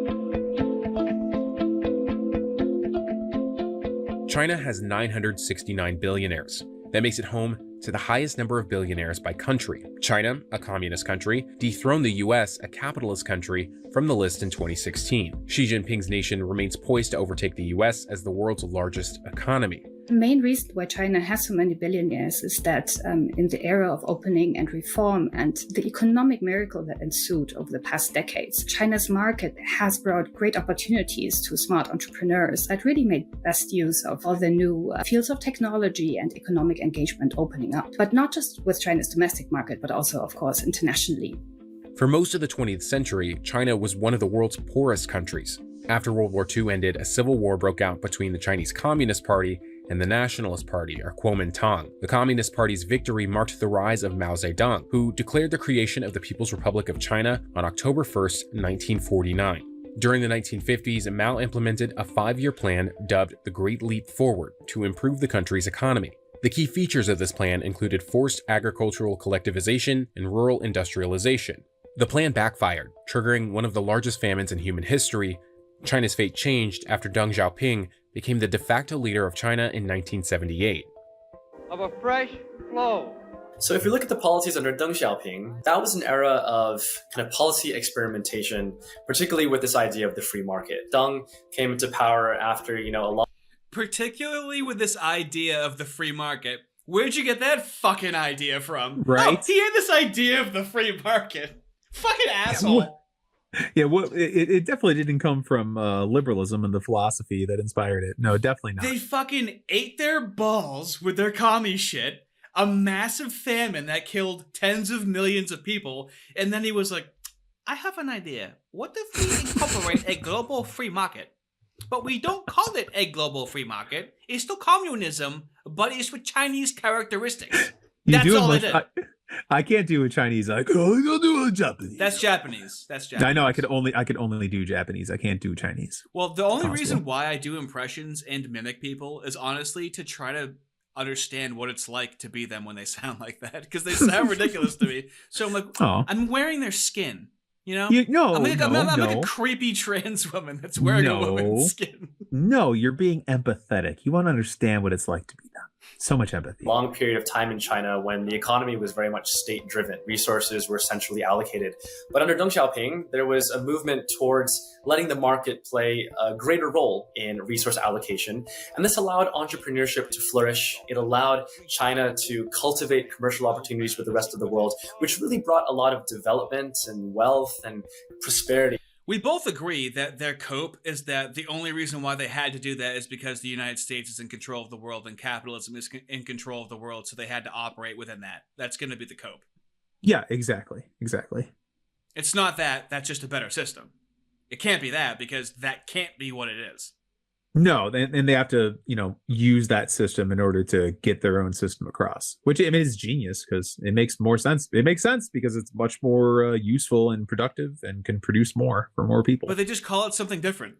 They're still communists. Yeah. Hey, guys, we're still Marxists, Marxist-Leninists.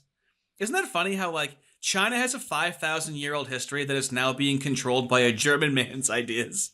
It's hilarious. What the fuck? What is the appeal with Marx, dude? I enjoy studying it because I do not understand how it's so effective to this day. It's because it's just repurposed inverted Christianity of trying to bring about the ultimate end of history, right? What Jesus is supposed to do. So it's scripture, man. To the country. He famously said, let some people become rich first, and then those who become rich first would trickle down and get the rest of the Chinese people Reaganomics, it'll trickle down. When President Xi came to power in 2012, he was still friendly to the entrepreneur class in China because he understood the private sector was the engine of the Chinese economy. So this is where the American Communist Party is right now. They're going to play nice in the beginning until they gain enough control, and we will see what happens with Xi Jinping. Yeah. Xi slowly started showing his true feeling toward billionaire entrepreneurs. In 2015, Guo Guangchang, who's known as China's Warren Buffett, went missing.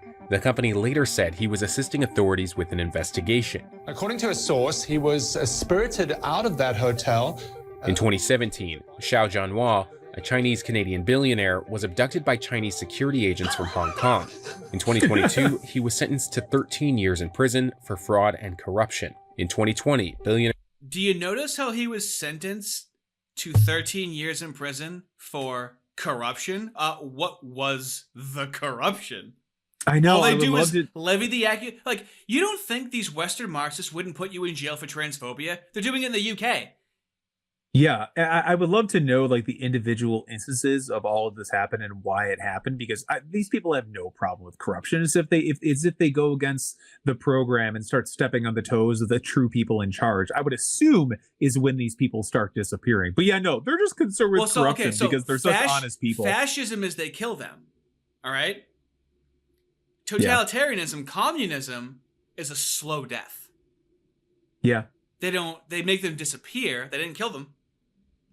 They just made them not exist anymore, temporarily.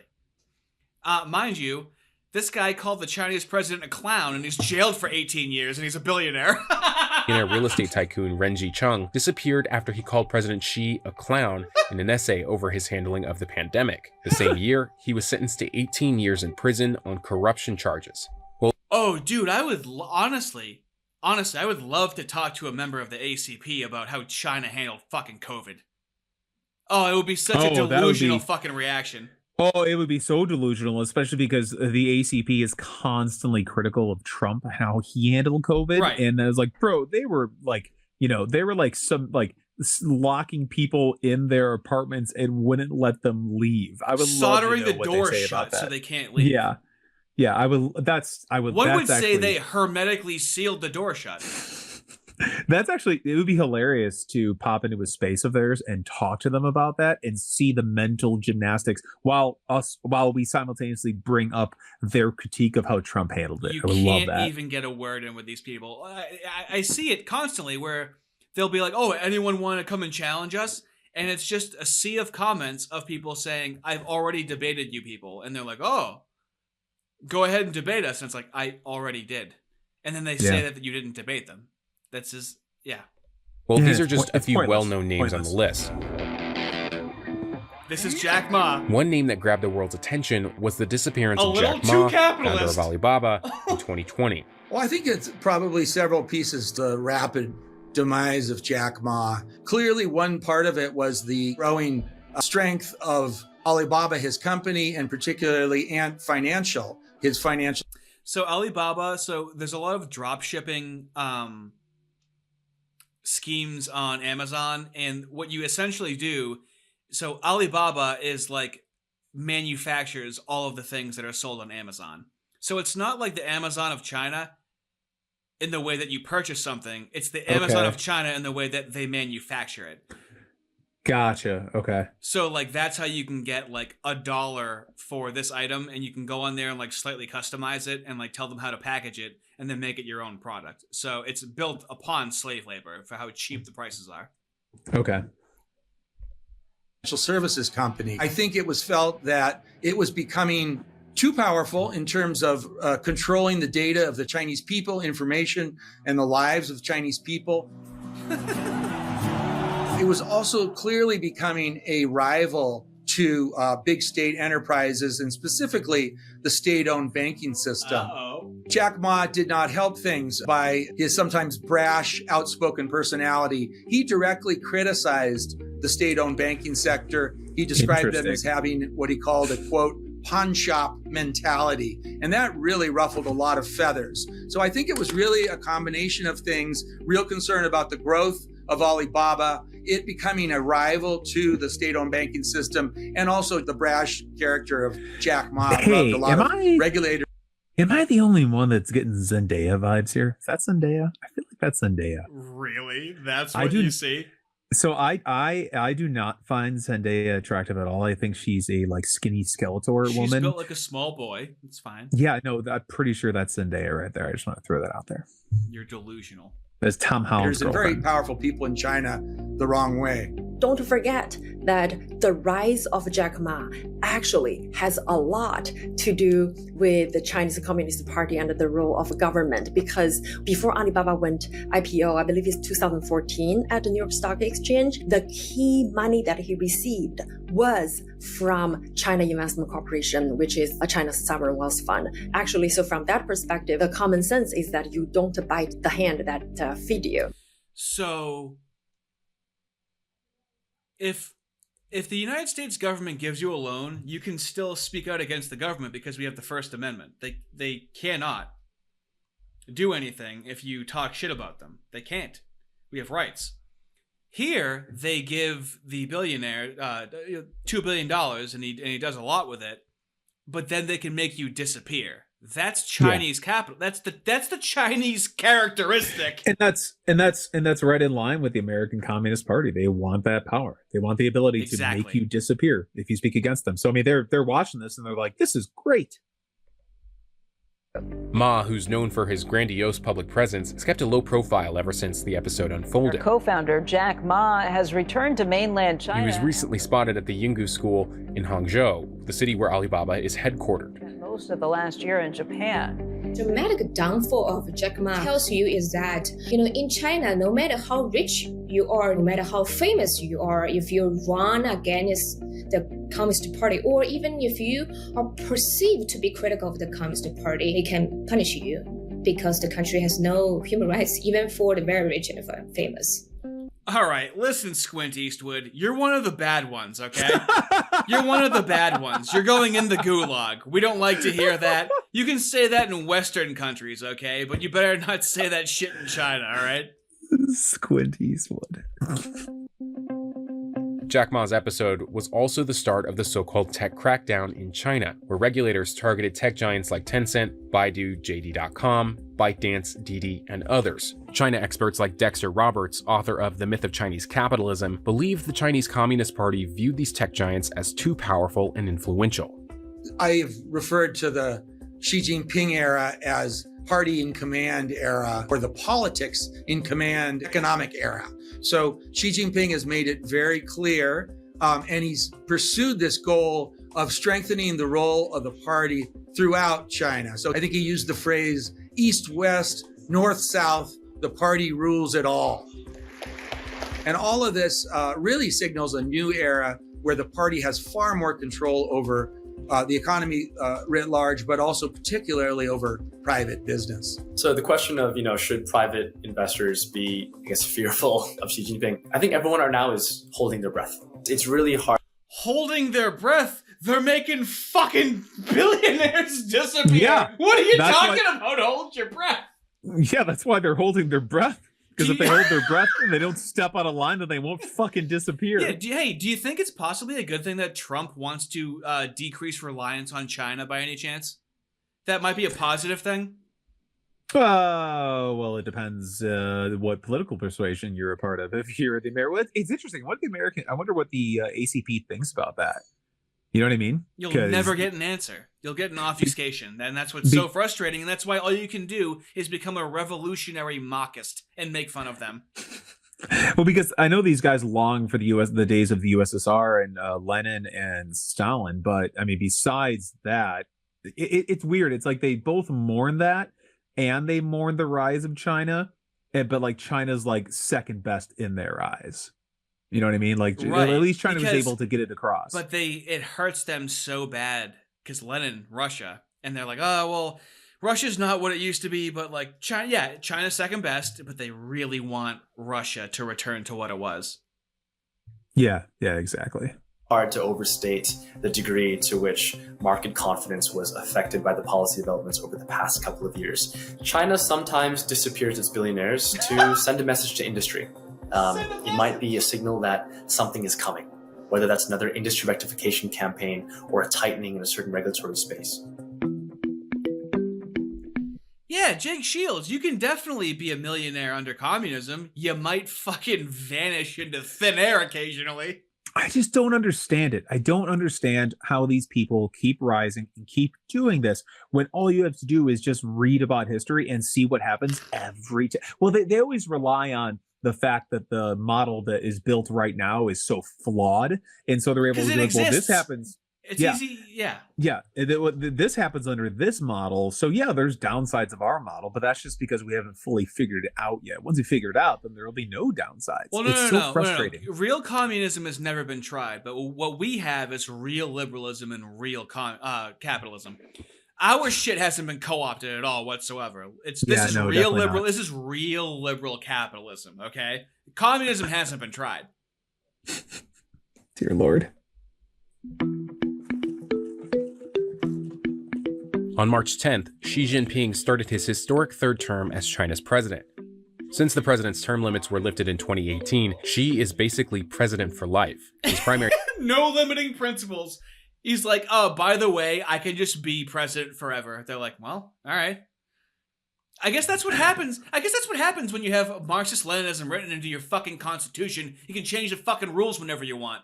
Yeah, 2018 comes around and he's like, oh yeah, it's me forever now. Just so you guys know. Which is funny because that's like the entire progressive project in America, right? It's no longer the Constitution is no longer looked as well, that's sacred. reactionary.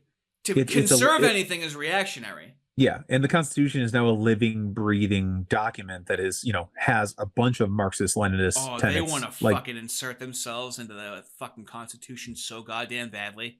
They want to make an amendment so fucking bad.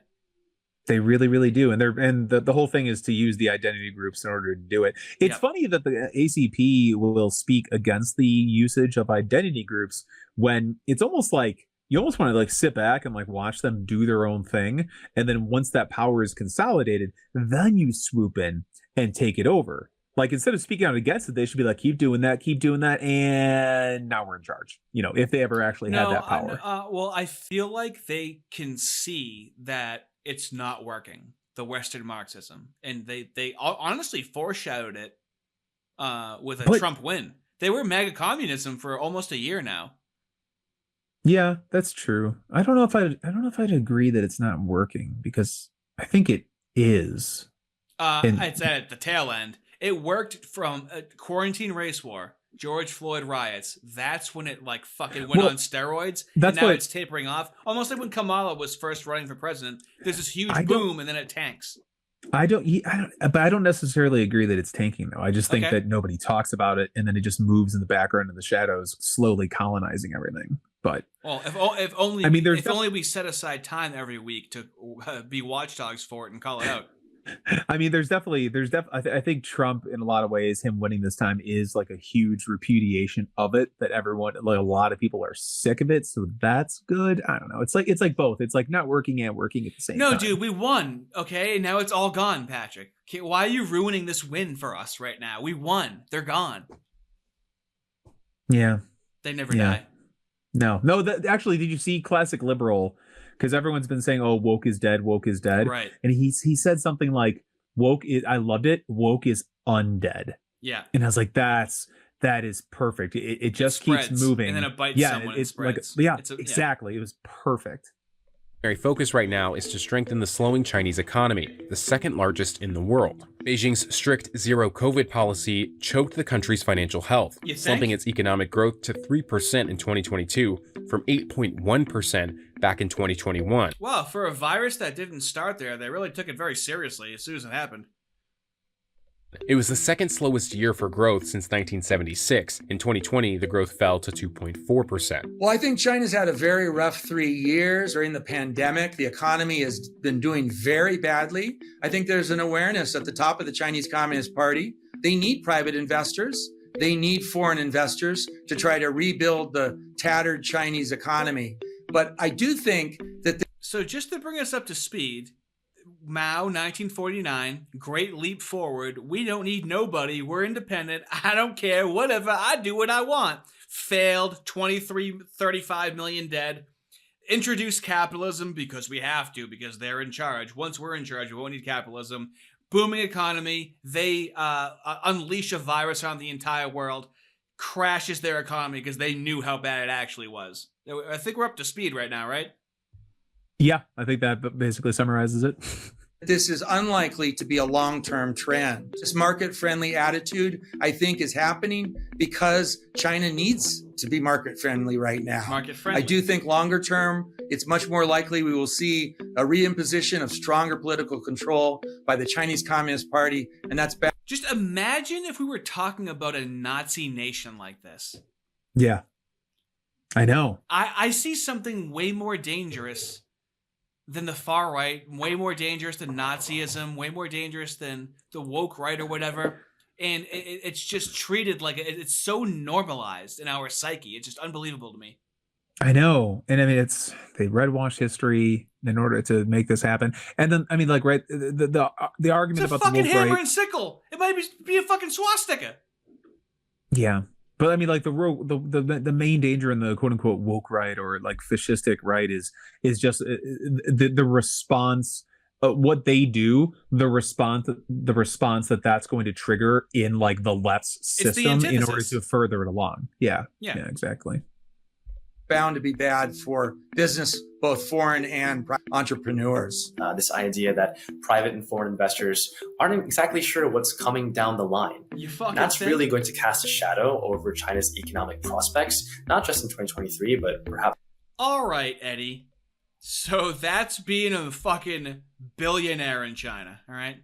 Yeah. Right. And China has millionaires. You know, if you work hard and innovate, you should be rewarded for that 100%. Yeah, dude, they got millionaires. Well, I mean, you come from wrestling, which people don't know. You look at his ears; those are obviously wrestler ears. So it's like however hard you work is what you get out of it. Yeah. So exactly, the idea. That's why I was surprised. Yeah, however hard you work is what you get out of it. Yeah, you're speaking as a liberal capitalist. Yeah. And he's positioning this to you as if it's going to be the same or similar under communism. I know, and somehow the centralization of power into the hands of a few will somehow help meritocracy. Nothing they say makes any sense. Nothing. I don't get it. Of a communist wrestler. So yeah, you're kind of a mix. So basically like the giant corporations are totally screwing us. Right. It gets complicated though, because a lot of times the government doesn't run things well. Right. So I guess you have to, but China is being more efficient now. So I guess you have to totally redo our government. Because I mean, you agree our government. Yeah, you want to know what was super efficient in, I don't know, like 1826? Georgia, Alabama, the South. Yeah, right? Yeah, I bet it was really efficient. Yeah, no, but yeah, no, all that matters is the efficiency, right? It doesn't matter that there's, like people being whipped and raped. It doesn't matter. It's efficient. Yeah, it's fine. Government is completely incompetent, inefficient. You wouldn't want the current people running it trying to run things. Right. This is one of the reasons I call myself a Marxist-Leninist. Oh. Because Lenin said that the capitalist state is so inefficient and so designed just to screw us over and exploit us that it needs to be completely revamped from the ground up. So like the American... Not destroyed, not abolished, simply a makeover. Just some renovations. Queer Eye for the Straight Guy can come in and just give it a little makeover. Make it feel cute again. New coat of red paint. Yeah, that's all you need. That's all you need. That's all you need. Government as it functions now is intended to be inefficient. They want social, they want Medicare to be inefficient so then they can cut it and spend less money on social welfare. So you would need to completely revamp everything. It would need to be rebuilt, and that could look destroyed a variety first. Of different ways. Yeah. But the medicine's a great one you mentioned, because the medicine in the U.S. is just absolutely terrible. But the problem is they go, oh, we want free medicine from all, but the problem is they're overpaying so much, so we can't be free with the prices they're gouging. So, but they still want full prices for the drugs. It's just insane. The only reason why our healthcare is dog shit because of how dog shit our government is. That's why it's dog shit. Exactly. Yeah, no. Like we can't completely privatize it, right? I mean, so like there needs to be like our government. I don't trust them with a fucking raisin, let alone fucking healthcare. Exactly, and it is never an instance of just like, okay, we're just going to take control of this little thing just to help out the poorer people. It's not about that. It's once you give them an inch, they take a mile. No, they come up. The United States government comes off as trying to fuck things up. That's how bad they fuck things up. And I think in a lot of businesses they are. That's why I truly believe that the socialist policies, especially like implemented in the cities and like black neighborhoods, they are designed to specifically destroy because the policies clash with the free market. That's the revamp process. Yeah, exactly. The policies clash with the free market and then it destroys the free market. So you need more of those policies in order to make up for like the lack of competition, et cetera, et cetera, et cetera. So the policies, like you could have some sort of social safety net somehow, maybe, but I really do think with a that government they are. You trust. I can't talk about government intervention when I don't trust this fucking government. Yeah. So, I mean, I think I always, the popular phrase is the destruction is intentional or the deconstruction. But here's the thing. Is intentional. Here's a government policy that makes sense. Trump, government funded IVF. Sure. That leads to more babies. Yeah. That actually makes sense. We've been so desensitized and demoralized with just Democrat even when Trump is president, they're fucking lighting the country on fire. The fucking guy can't like govern as a fucking president for fucking a full 4 years. They're calling out, a kid wears a MAGA hat and stands in front of a Native American, and it's national fucking news. Like, when they are not in power, they get very cranky, and very destructive. And it makes you want to. I mean, it makes you question everything. It makes you question all the three-letter agencies. Yes. Like every government regulating body. It makes you not have any trust in anything they can do, since you understand that the people that are running things are that nefarious, that they have a specific project in mind to bring everything down so they could build something else. So it's like you're like, you know what? Yeah, sure. It's really nice that these programs help these other people live and stuff. But like, if we get rid of them, they have less control. Those people might die. But in the long run, is that actually a better thing? Can you actually make that call? I ran into, I was at work last night, and one of the guys that's working there is undocumented.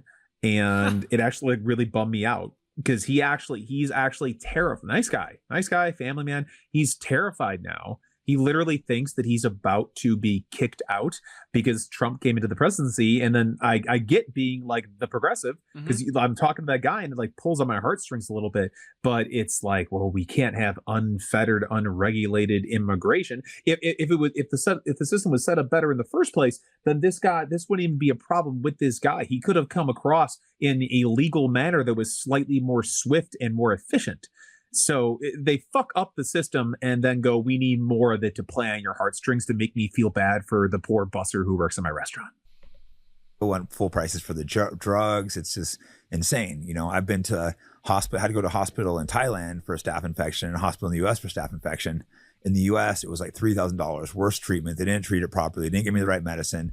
Thailand, it was $200. It was way cleaner. I was like scared going to the Thailand hospital. I walked in there. It was amazing. The doctor was so knowledgeable, you know, gave me drips. It was just right away. I knew exactly what it was. The US doctors didn't know what the staph was. They were trying to give me extra tests. I don't know if it was just to make more money or because they didn't know what it was. Right. The doctor right away was just like, oh, you have a staph infection, you know, gave me the IV. So seeing how much better the hospital was in Thailand and cheaper versus America, that was like, wow, it shouldn't be this way. Right. Yeah. The only real way you can treat your own populace as experiments is if you don't care about them, is if you don't have any nationalism and you don't care about your fellow man. That's really what the issue is. It's not capitalism. It's not making more money, because even if money was out of the equation, if they just don't give a shit, then they'll give you whatever or deny you appropriate service. Or if it's under communism and they don't have the materials to do it, and they have a healthcare famine, then they're just gonna give you something that's not gonna work anyway. Yeah, exactly. Jake just cracks me up here. He gives him so much like credit, and he's like, "Oh, I agree with that. I agree with that. I agree with that," and then he just goes, "Communism bad." That's the entirety of his entire critiques here. Well, the default state of humanity is communism bad, okay? Because we're individuals, and it's true. The questions are never really answered well.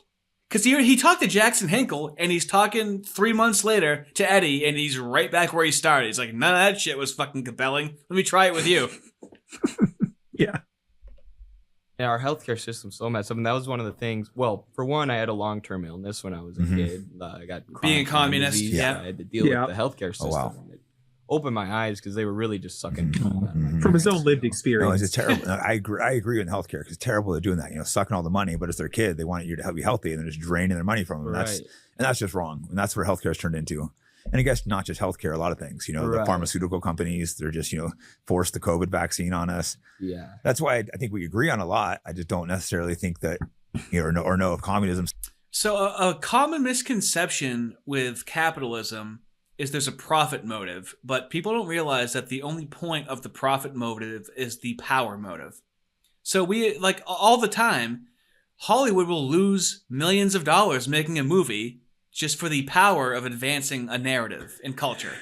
It gets clouded and like, oh, it's just for money. We can print money. The BLM burned down cities across the nation during COVID, and they got $90 million, and we never investigated where that fucking money went to. Like, it's power. Money only...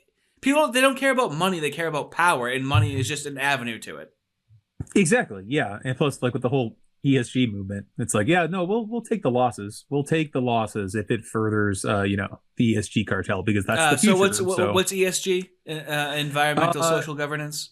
Yeah, environmental social governance. Yeah, just like basically sort of like a communo-fascistic globalist movement that's trying to force companies to abide by certain guidelines and adhere to certain behaviors. And then, right, once they almost like state-owned capitalism, you only get these funds if you behave this way.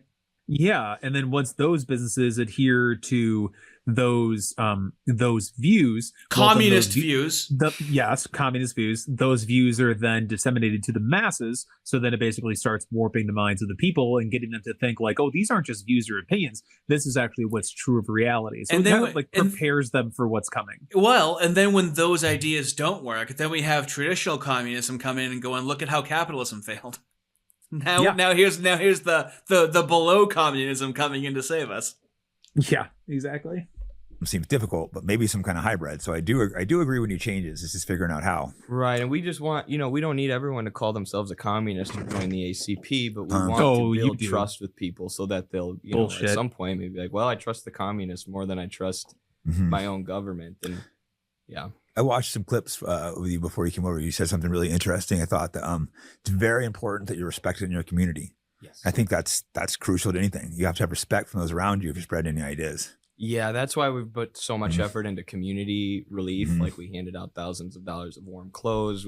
When he says community relief and what we did he go and do it, or did his followers go and do it?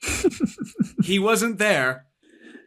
Haas was there. Haas was there for a photo op to go, hey, look at what we're doing when they were doing all the work. Classic communism. Oh, absolutely. Absolutely. Yeah, no, just typical champagne socialist type shit. They're not doing anything. Everyone else is, but they're doing it for the correct cause. But it is. Communism is inherently identitarian because that's what we are doing, even though someone else did it. And you can see that with Western Marxism and the black community specifically, where it's the "we was kings" meme. We did this because of our skin color. And that's where it started to separate. The whole reason why they had to go into identity in the United States is because of how effective capitalism is. In other countries, it was destitute and they didn't have strong capitalism. Among strong capitalism, they're trying to tell people how bad it is, but it's just getting better and better for them. So it had to striate into identity. Exactly, and especially like if you look at the stats, like pre-civil rights era in like the 40s and 50s and 60s, like black home ownership rates of fatherlessness were basically at the same rate as the white population. So even though they were literally at that time they were actually oppressed and like separated into different categories, it disproves the entire like racism narrative that when they were just left alone, they could do what they want. And instead of just being like, all right, well, let's, segregate the schools and then just let everybody do their own thing. It's like, no. We need all these different policies now in order to, basically make them into the new proletariat. Well, it's like it's so genius. Well, it's what happened with liberalism in the 90s and 2000s, where it was working. So the communists had to come in and co-opt it and stop it from happening because that it can't be. So that's what was happening. And then the civil rights movement came in history. It might feel weird for people to go, oh, well, you're against the civil rights movement. Well, just so you know, in the future, people are going to go, you were against the Black Lives Matter movement? Yeah. It's gregarious in tone, but nefarious in nature. And it's like the civil rights movement's weird just because it was headed by a bunch of communists and they were using it for a very specific purpose. So it's so muddied, but it's like, people should not be discriminated based on immutable characteristics because that basically goes sort of against what the founding of America was about. It's just it was being rectified, but they had to put it in the streets. Yeah, and we just can't have nice things with communists. It can't just be like, okay, you guys are free now, go about your way. It's like, no, we gave you your freedom. Now you're going to work for us. Well, it wasn't perfect and it wasn't happening fast enough. We raised $9,000 for Hurricane Helene relief, and all that money is $9,000 people in our party. And it's like we run into all these people wearing our communism hats, and they're like, I don't like communism, I don't agree with it, but I appreciate that you're cleaning up the heroin needles in my park. No, it's important you're doing good things. So at least people may be like, well, I don't like communism, but they're doing good things, and it'll make them listen. Right. Yeah, so it's, and that's why I brought you on. I could see like, oh, it's a pretty cheap trick, don't you think? Isn't that like the communist equivalent of the black friend? See, we're helping. right? Here's $5. Let me fucking enslave you. Like, hey, we gave you that $5 though. Do what we want. Oh, I hate them so much. You're a genuine guy. We agree on a lot, like Zion. We'll talk about that later. But the things, just a lot of things. People being better. The average American, I think, is living paycheck to pay. 80% of the Americans are living paycheck to paycheck. I'm not, so it's maybe me can be. But I grew up really poor. 80% of Americans are living paycheck to paycheck. Just so you know, living paycheck to paycheck is not a measurable statistic. Because everyone spends money differently, and a lot of people spend money poorly. So, living paycheck to paycheck, it's people that are buying booze, weed, smoking cigarettes, and I'm living paycheck to paycheck, and I have 2 kids, and it's okay, well, you could be saving and spending your money differently. I also do love that people are living paycheck to paycheck, and then under communism, there are just no paychecks. So, it's... well, I guess I'll take the paycheck to paycheck thing. But that would be a communist statistic, is that we uplifted 350 million people out of living paycheck to paycheck because they just removed the paychecks. Yeah. Yep. So I understand, and I grew up sometimes trying to figure out how I'm going to eat. So I understand that it sucks, Now I'm comfortable, and I do think I do believe, though, that we should be able to become comfortable, and we shouldn't all make the same, which is why I've been anti-communist. But I said you're kind of a hybrid version of it. I also don't know, does someone need multiple billions of dollars, Right. And things too, like things that are resources in America, sometimes they sell those out to corporations. If it's American resource, why shouldn't the Americans get it? That's why I think America. Does Jake Shields speak like he's AI? Yeah, kind of. Just like he's AI breezing through everything on a surface level at a fucking light speed.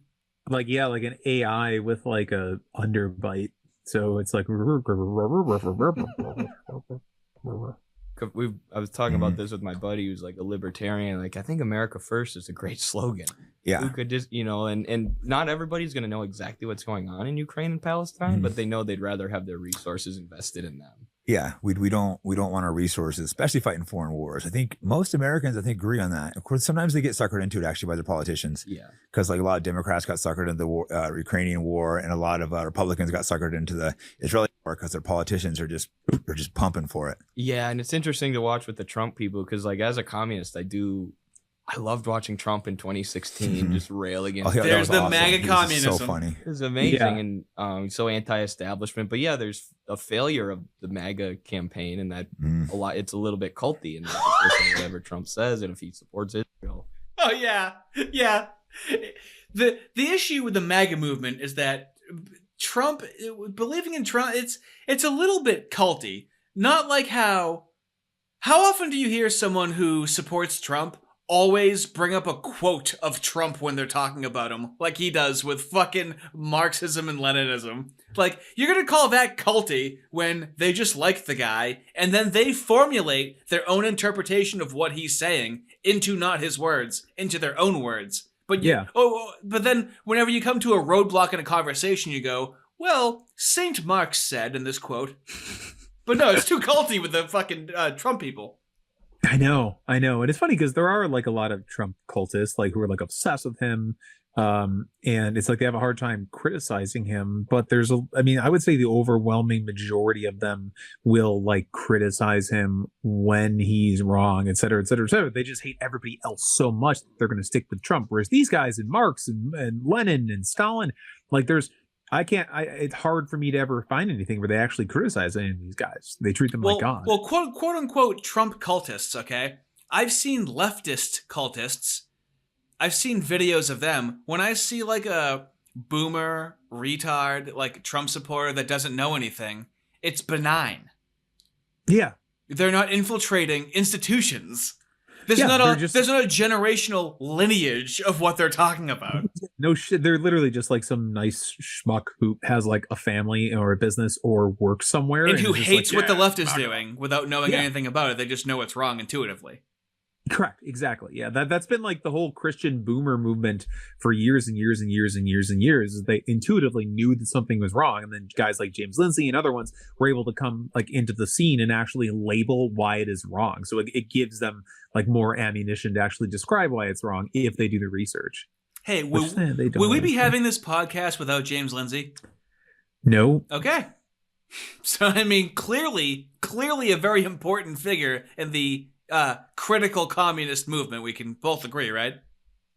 Yeah, especially his work separating like CRT from black people, queer theory from like gay people, et cetera, et cetera, et cetera. Yeah, that's what's so funny is that they all hate him and people like us, but it's like we're actually like trying to do.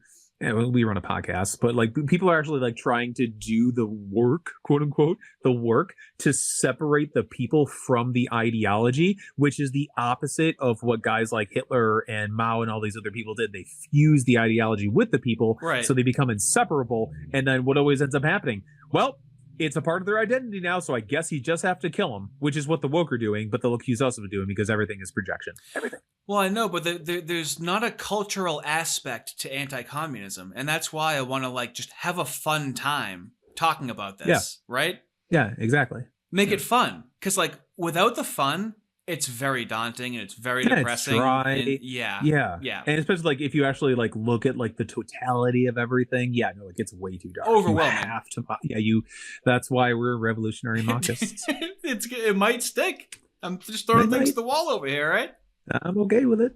No, it's disappointing because I loved Trump in 2016. It wasn't really in politics, but it was just so funny and it was pissing people off. So I'm like, you know what? I'm registered to vote just to just to piss people off. And I was living in San Francisco at the time, so I watched people crying all over the streets. It was hilarious. So it's San Francisco's like crazy woke, isn't it? Yeah, it's completely falling apart. Like I said, I can get along with different people. So even though I've always been kind of conservative leaning, I've always still been get along with these people, other than the crazy like woke fake people. But I'm just telling them, just like shut up, get out of here. Right. Like during BLM, it was like a little retarded. They were just over the top, like with the black. Yeah, during BLM, it was a little retarded and over the top. Just a little bit. Tens of thousands of arrests, billions in damages, burning cities coast to coast. Imagine if somebody was like, "Yeah, dude, like the whole Hitler like Holocaust thing, like it was a bit much, okay?" No, it's just a little bit, you got a little carried away, but it was a mostly peaceful Holocaust. Black people, and you guys are just so annoying. Like, oh my god, Hitler's friends so would, annoying. Like, telling me all the embarrassing stuff they're getting texts, like white people calling to like apologize. Oh my god, my Jewish friends were so embarrassed during the Holocaust. For microaggressions and stuff, they're like, "Oh my god, this is like so awkward." Yeah, during the Holocaust, dude, it was very awkward. We can both agree, all right?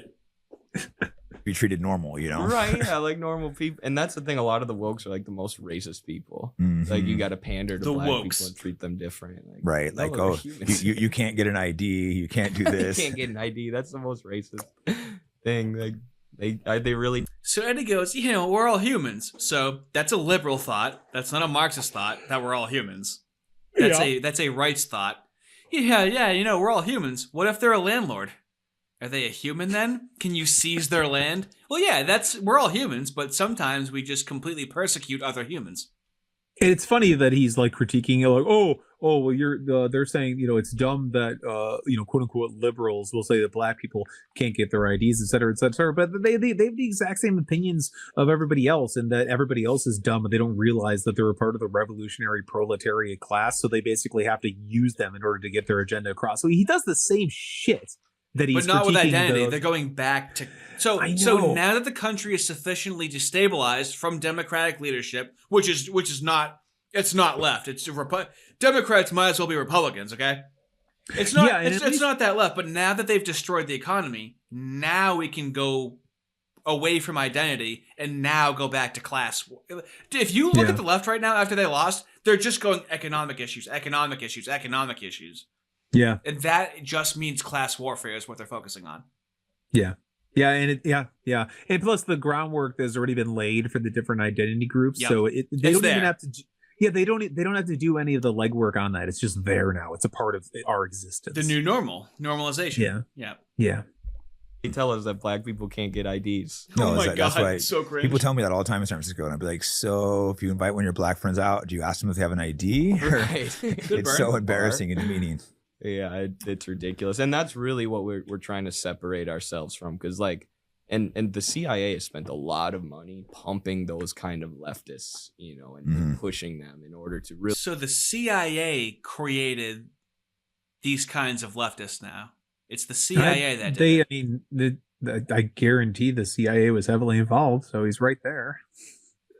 But what does that mean? Like the government created this Western Marxism to destabilize. Yeah. I mean, they're letting it happen. They're definitely letting it happen. Yeah, and it's like one of those things where it's like it's hard to even tell the influence of the three-letter agencies, because it's like, they're not just like out there doing it, it's just manipulating from behind the scenes. Well, that's so it's weird like that capitalism hands on. created an agency to destroy itself. Isn't that bizarre? Does that really work for him or for the anti-communists to say that the CIA is implementing this bullshit fucking communism that's hollow just to destabilize the country? Is that really a win? Yeah, right. I mean, all these different agencies and all these different it's as if they're like Frankenstein's monster. they created Really it with like a prevent any specific kind of idea in mind. real anti-establishment movement from growing. Yeah, the CIA goes after a lot of movements. Anytime any movement's real, the CIA with the PIA and feds will try to infiltrate it and destroy it. And the stuff they do in other countries, they do it here too. People are like, oh, they're messing with elections overseas and doing this and that. And it's like, yeah, they're doing it here too. Yeah, and they're not supposed to do anything domestically, but they do. And then there's Mossad too, who I feel like does a lot of the CIA's dirty work here in the U.S. Yeah, they work hand in hand. We'll get that to the end because I think that'll get probably cut off the YouTube part. Oh yeah, sorry. No. We can say a little bit about it, but we can go deep into that at the end. So I would say some other things with communism. Typically, communism has no free speech. What's your thoughts on that? I think free speech is a uniquely American value. Oh, that's hilarious. It's not a part of Marxism. Leninism is what it sounds like. Well, yeah, you can't have free speech because the system, their system requires them to be able to control your mind and thoughts. So. It is a uniquely American, the empire that you guys hate and call imperialistic. Somehow it's uniquely free in terms of speaking out against what's going on. That's why, with the concept of corruption in the United States, we're allowed to speak out about it. When you fucking, if I have $5 in my bank account, I can say whatever the fuck I want about the government. If I have $7 billion in China, I fucking vanish like David Copperfield got a hold of me. I just vanish into thin air. Yeah. That, because this is the other thing about communism is, like I said, communism takes a unique national form in every country. So American communism would look much different than Chinese communism, where they don't have a I mean, there's freedom of debate to a degree, but they're not going to allow U.S. to a degree outlets in China. They just see it as propaganda and they ban it, which to an extent I understand why, especially when they're defending from the U.S. trying to overthrow their government. But I think how the fuck are we trying to overthrow? I wish we were trying to overthrow the Chinese government. I wish the United States wasn't fucking with Yemen. They weren't fucking with the Middle East. I wish they were the only... here's my geopolitical stance. I don't want the United States to fuck with any other countries except for China. Right? It makes no sense where we kowtow to China and they make our medicine and all of our products, and we're trying to buy their sustainable energy tools. What is he saying? He just says things, and he's like, yeah, that's just what it is. In the U.S., we should maintain free speech as a principle. Okay, so you would be allowing, the social media, you still could have voices and newspapers and all that. Yeah, and I really like I'm not a fan of Elon 100%, but what he's done with X, I think is good. If you have real free... Yeah, because they've been kicked off of other platforms and they're allowed to go on X. The billionaire platform. They're all, oh my God. This guy definitely wouldn't silence all dissenting opinions once he obtained power. That definitely wouldn't happen. Look at Eddie's face right now. That's my face listening to him. Speech, and if you're really not censoring certain people or boosting other kinds of people, not censoring certain people, I don't know what could be wrong with that. He's been great for that, he's not perfect, because he still does ban people, but I was on my last warning before he bought it, so that's awesome. Yeah, so as I was about to get kicked off, it's nice to be able to have a free a voice. I've been demonetized for criticizing Israel, but at least I still can speak on there. Right, yeah. I had 7 TikTok accounts banned now, including one with 375,000 followers, one with 200,000. That I would be making much more money now. It's crazy because isn't TikTok Chinese owned? Yep. Government, yeah, it's a so business. He can speak his free, faggy, fucking American communism, no problem. But when it comes to a Chinese-owned company where he just fucking drinks their fucking balls and they've banned him so many fucking times. Like, there's no cognitive dissonance there. Well, cognitive dissonance is built into his religion, so he's feature, not a bug. That's a good point. Yep. They say that's a Chinese company. The reason they're making them sell because they're criticizing Israel, but they're still censoring that. Yeah. Maybe that's why I haven't heard talk about the sell. Maybe they made some kind of deal where they'll keep this topic off. Yeah. I think they made a backdoor deal with the Zionist groups who were pressuring who were going to buy TikTok ban, or that was eye opening. Where as soon as the Zionist groups, not the Jewish groups. We all know that every decision that people make is based on whether or not Israel should exist as a state. What do you mean these Zionist groups? How does it affect Israel at all? What are you talking about? Yeah, I don't know. They always just talk and such. That's why, like, my problem with because I have like problems with Israel or whatever. But a lot of my problems with the people that criticize it, they just talk in these vague generalities, but they never actually explain the mechanisms behind it and like why these things are happening.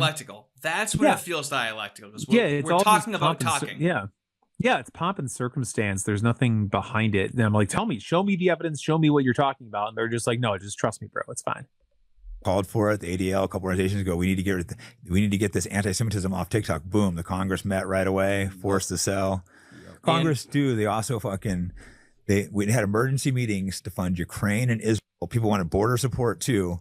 They didn't add that. Instead, they go, we'll vote them all separately. And they didn't even vote the border. They just voted Israel and Ukraine. That's when I'm like, our government hates us. So it's I do agree we need a different government. I still don't agree it's communism, but I do agree we need changes, which is why these talks could be good.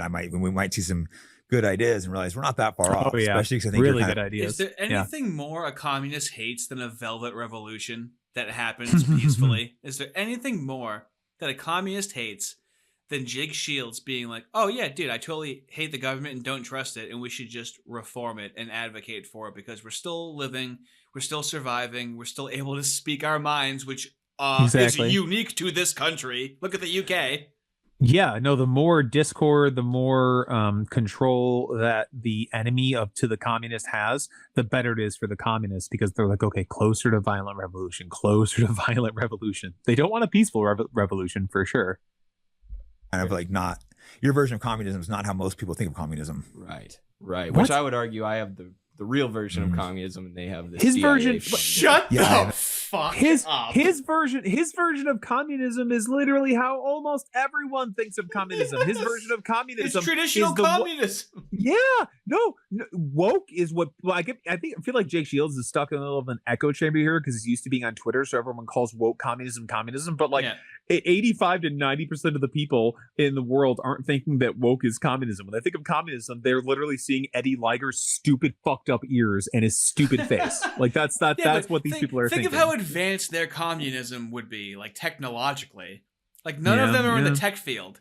All of them, like a wrestler, a carpenter, like they're not forward-thinking people. No. I haven't read the old communism, so I can't really comment on that. I just know it's very negatively portrayed in the U.S. And I think some of it's deserved, because I know a lot of people that come from these communist countries don't speak high of it. I know, again, it's the people that are fleeing a lot of times, but as a whole, a lot of people that came from Russia, places, speak very negatively of communism. Right, and part of that social pressure, and like in Cuba, a lot of the people who went to Miami were the plantation owners who got their plantation seized by the peasants. Oh. Why would the fucking plantation owners that got their land seized by the peasants be fucking pissed off and go to Florida? They got their fucking land stolen from them. And he's like, oh yeah, they're not going to talk good about communism because there was an uprising and they fucking stole their land. Yeah, it's probably salty. It's really funny how eventually anyone that has enough dealings with communism, it's like none of them have anything nice to say about it. It's really funny how that works. And then it goes away for a little while, and then a bunch of idiots read Marx and all these other stupid idiots, and I'm like, wait a minute, they actually had some good ideas. Nobody reads Hitler and reinvents it. Nobody reads Hitler and tries to reinvent what he did. Hey, Donald Trump had a book of Hitler's speeches by his bedside table. What are you talking about? Oh my God. So they have their own interest you know. Yeah, no, that's definitely true. And in Russia, actually, 75% of people now say they prefer the Soviet economic model because things got so bad after the collapse because their whole economy was sold off to Western shareholders. And before, you know, things weren't perfect, absolutely not perfect, especially in the 80s and 90s, early 90s of the USSR. But like people had free daycare. The average cost of rent was 2 or 3% of your income versus under capitalism, it's like 20-some%. Average cost of utilities was 1 to 2% of their income. And all of a sudden, after the collapse, these people were thrown into this rigid, individualistic capitalist system where if you can't afford daycare, well, you're shit out of luck. And they didn't know how to. He just cartwheeled through history. He just fucking went from then to now with nothing in between. It was close to perfect before the USSR fell. It was close to perfect, and then all of a sudden, everybody had this individualistic, capitalistic perspective. He went from it was 2 to 3% of your income was your rent to single mothers can't afford daycare within 2 breaths. I know. Cope.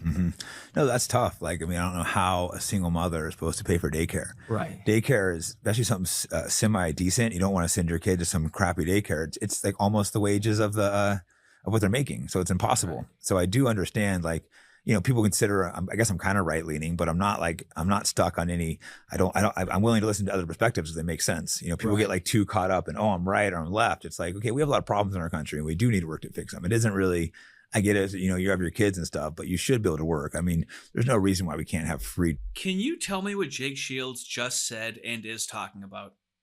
No, my eyes had glazed over and gone into the back of my head. You brought me out of the coma. I swear to God, he's like negating the dialectic by being fucking retarded. He's negating something. He's agreeing. He's speaking in an agreeing tone, but also saying things that aren't agreeing. But he's traveling even faster than the communist is throughout topics right now. Yeah. Daycare that's good too, not this crap. Our schools are terrible too. Our schools are falling apart. It's like all of our money, it's like a big Ponzi scheme in the US. It's all going overseas to legal immigrants. It's like, so, you know, there is a lot of fixing we need to do. Absolutely. And on the border issue too, we want to secure the border. I mean, this is leftists are calling for open borders. That's not. That was actually the next question I was going to ask you. I was very curious your opinion on the borders. So yeah. I mean, we don't want to separate kids from their families or do things that are inhumane. It needs to be safe, but like you got to have a secure border. There are people calling for open borders. Like this is absurd. And the top places where refugees are fleeing are Syria, Venezuela, Ukraine. All places where we're the US destroying. Is heavily involved. Yes. No, I don't want refugees coming in, but we are destroying the places too. You know, like it's like we're destroying the countries and. Is there an example in human history where the country that's destroying your country, you fucking go to that country? I know. Is that like a new phenomenon? Is that like a normal thing in history? They would argue that the people fleeing those countries, like, right, those countries are being destroyed by America, supposedly, because America is like mining it for its riches and trying to cause war and then make money off the war. So then those people are being forced to come to America, which actually is probably true because of like the military industrial complex, right? We're like purposely destabilizing the world. Why would we want them to? Why would we bomb their country and want them to come to our country? You bomb the foreign countries, destabilize them, and then make them come here to destabilize this country, so you can start to change the country from within. Is what I would. That's a double cross. Okay, I understand. I understand what you're saying from that aspect. But from their aspect, they're like, well, you know, refugees, we did bomb them. It's like, well, okay, if we're so nefarious, why the fuck would we take them in? Yeah, well, that's right. Yeah, they'll go, oh, well, people are naturally pretty good, so they're going to be like, oh man, I feel bad for these poor people. Let's take them in. So you know that they're always playing on your empathy in order to destroy you. People are coming in. I still don't think we should take them, but it is partially our fault. Right, and if we would, there would be way less people fleeing if we would just, you know, stop doing that.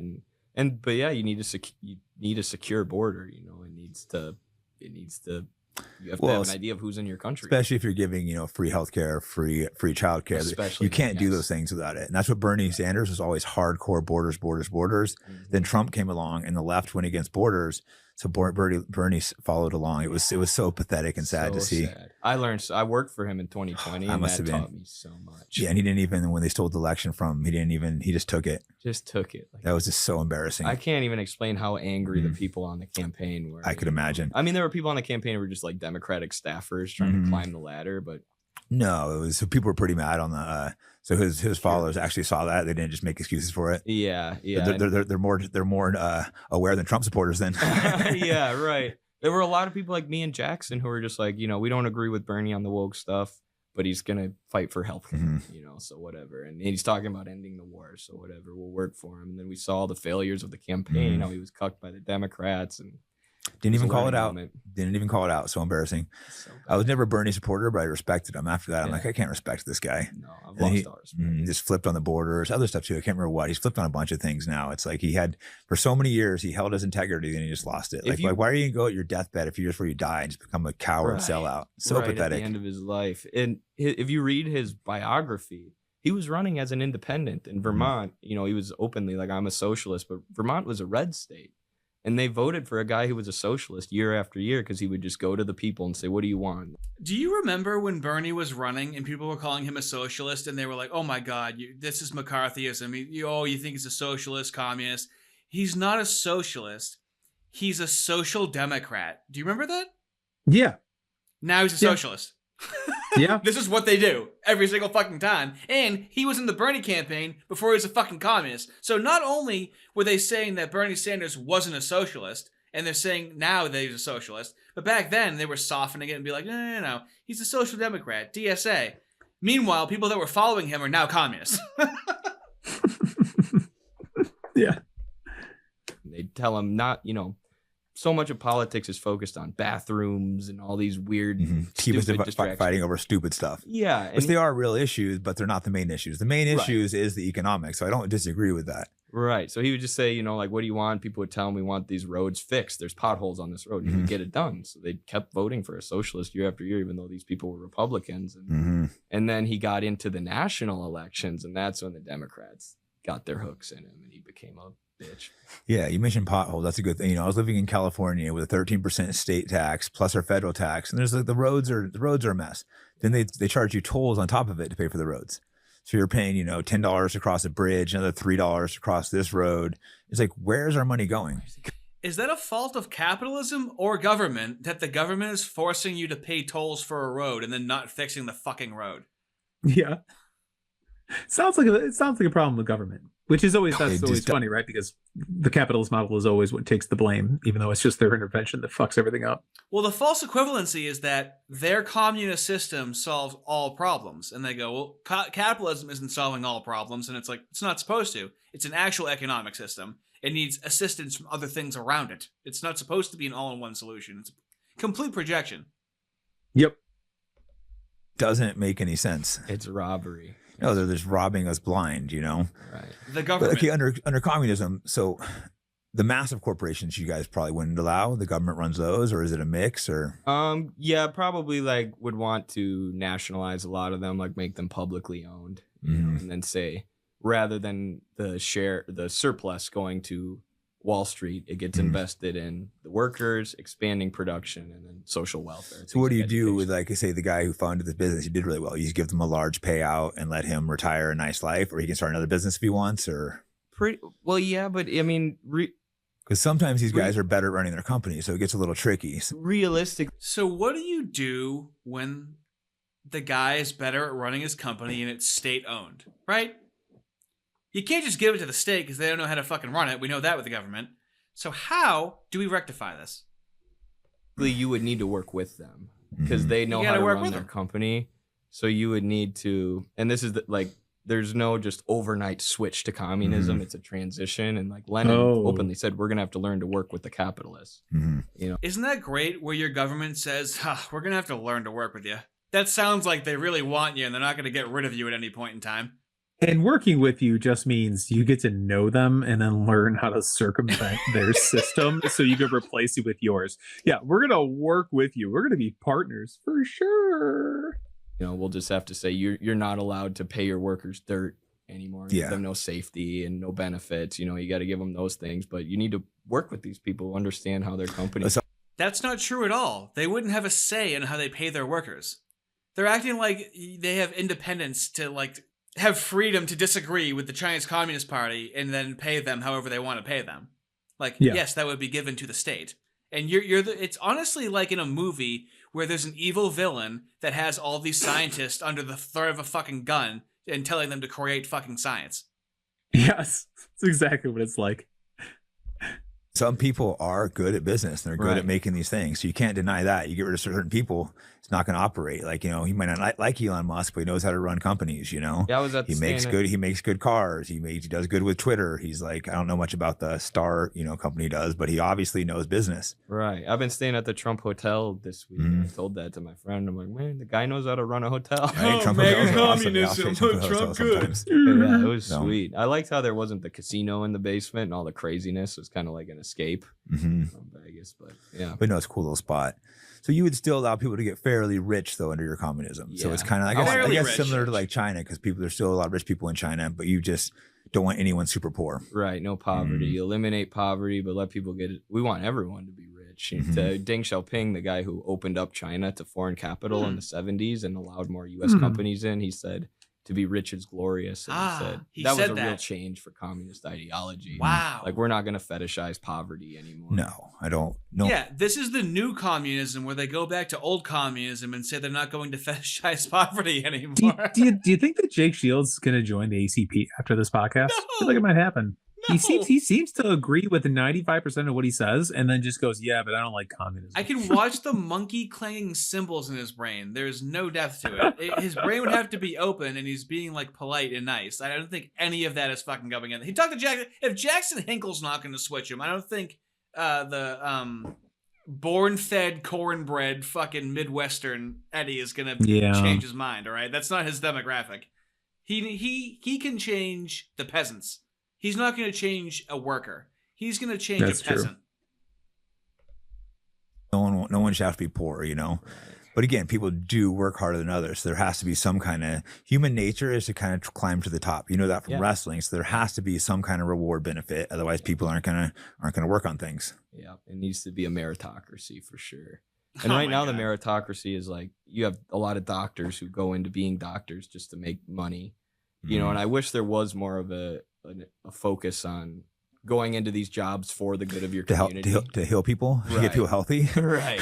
That's what they should be a doctor for, but you're right. It's not. It's about making money. Yeah. I mean, they tried pushing, I think, like 4 surgeries. You want to know why it's easy to be invested in healing people under communism? Because everybody's always sick? Because they're all fucking dying, yeah. It's a great fucking incentive under communism.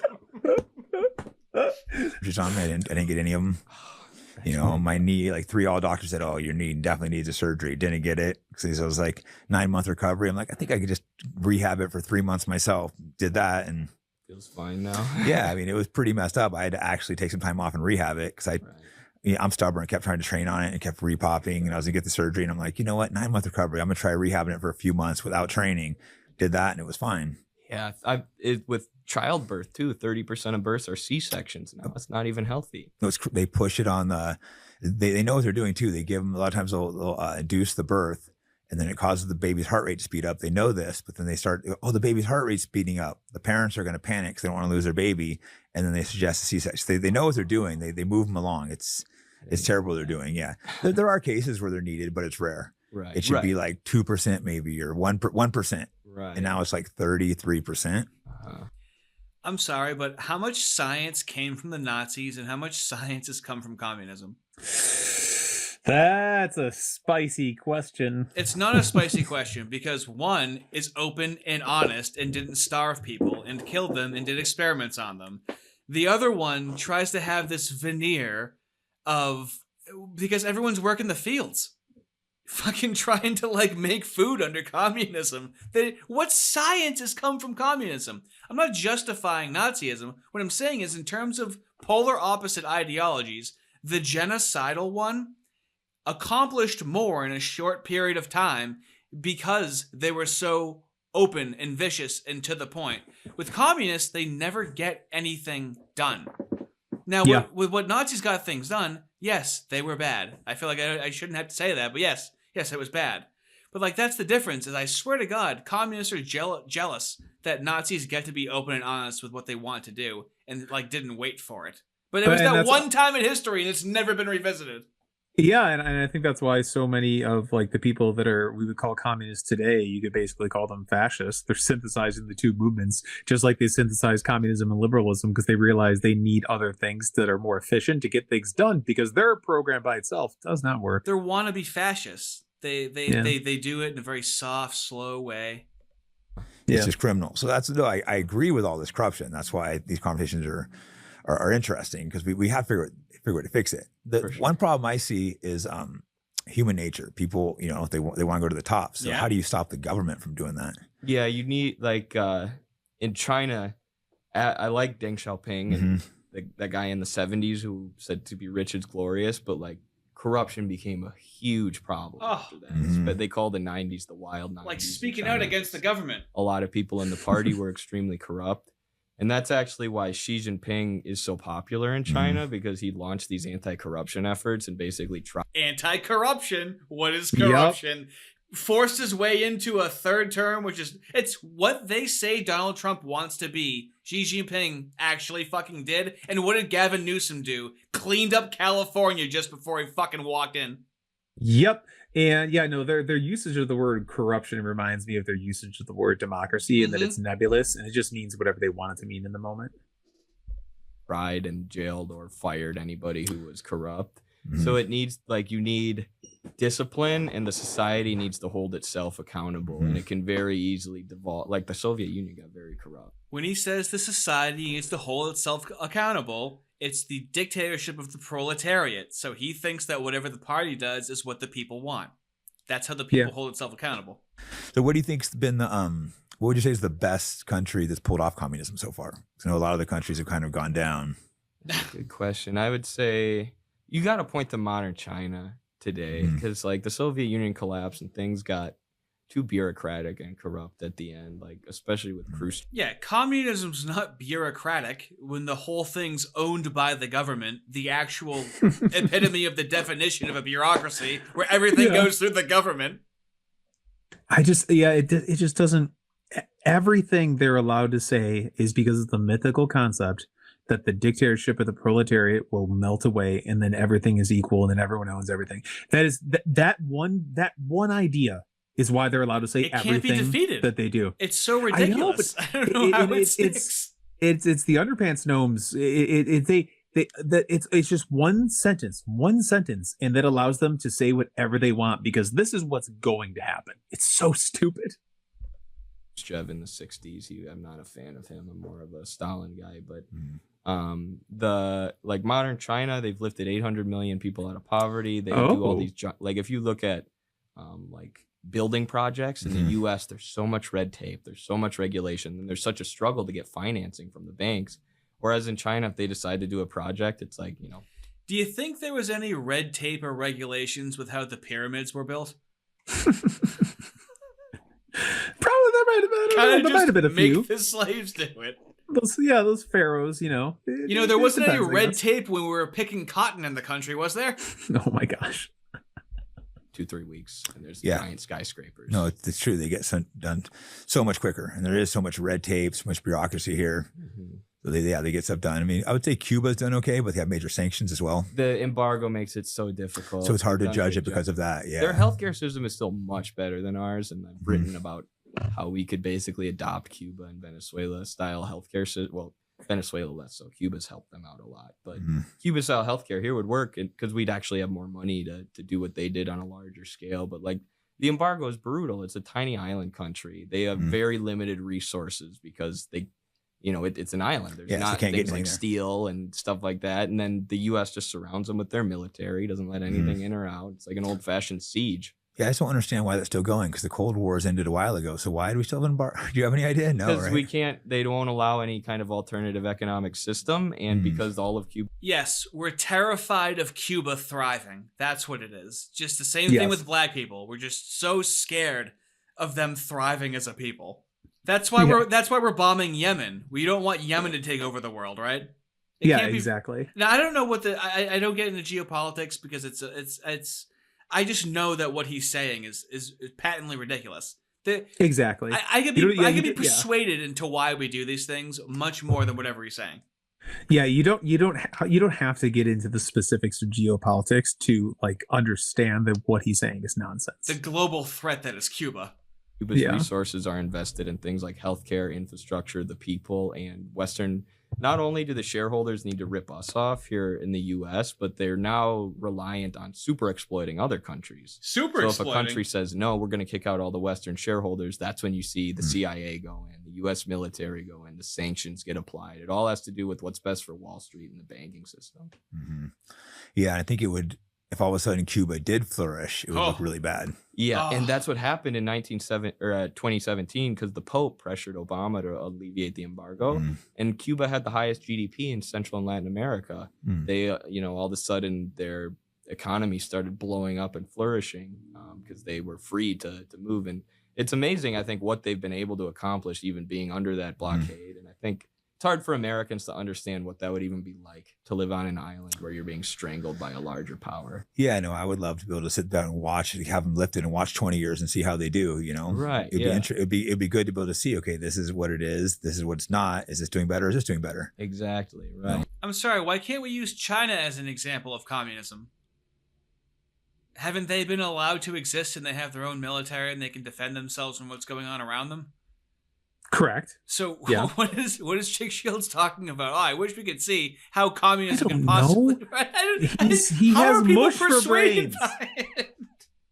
He is mush for brains. But then it's a propaganda thing too. They don't want a communist country to do anything well. No, I agree. They don't want that because they want to vilify communists. And I still think there's problems with communists.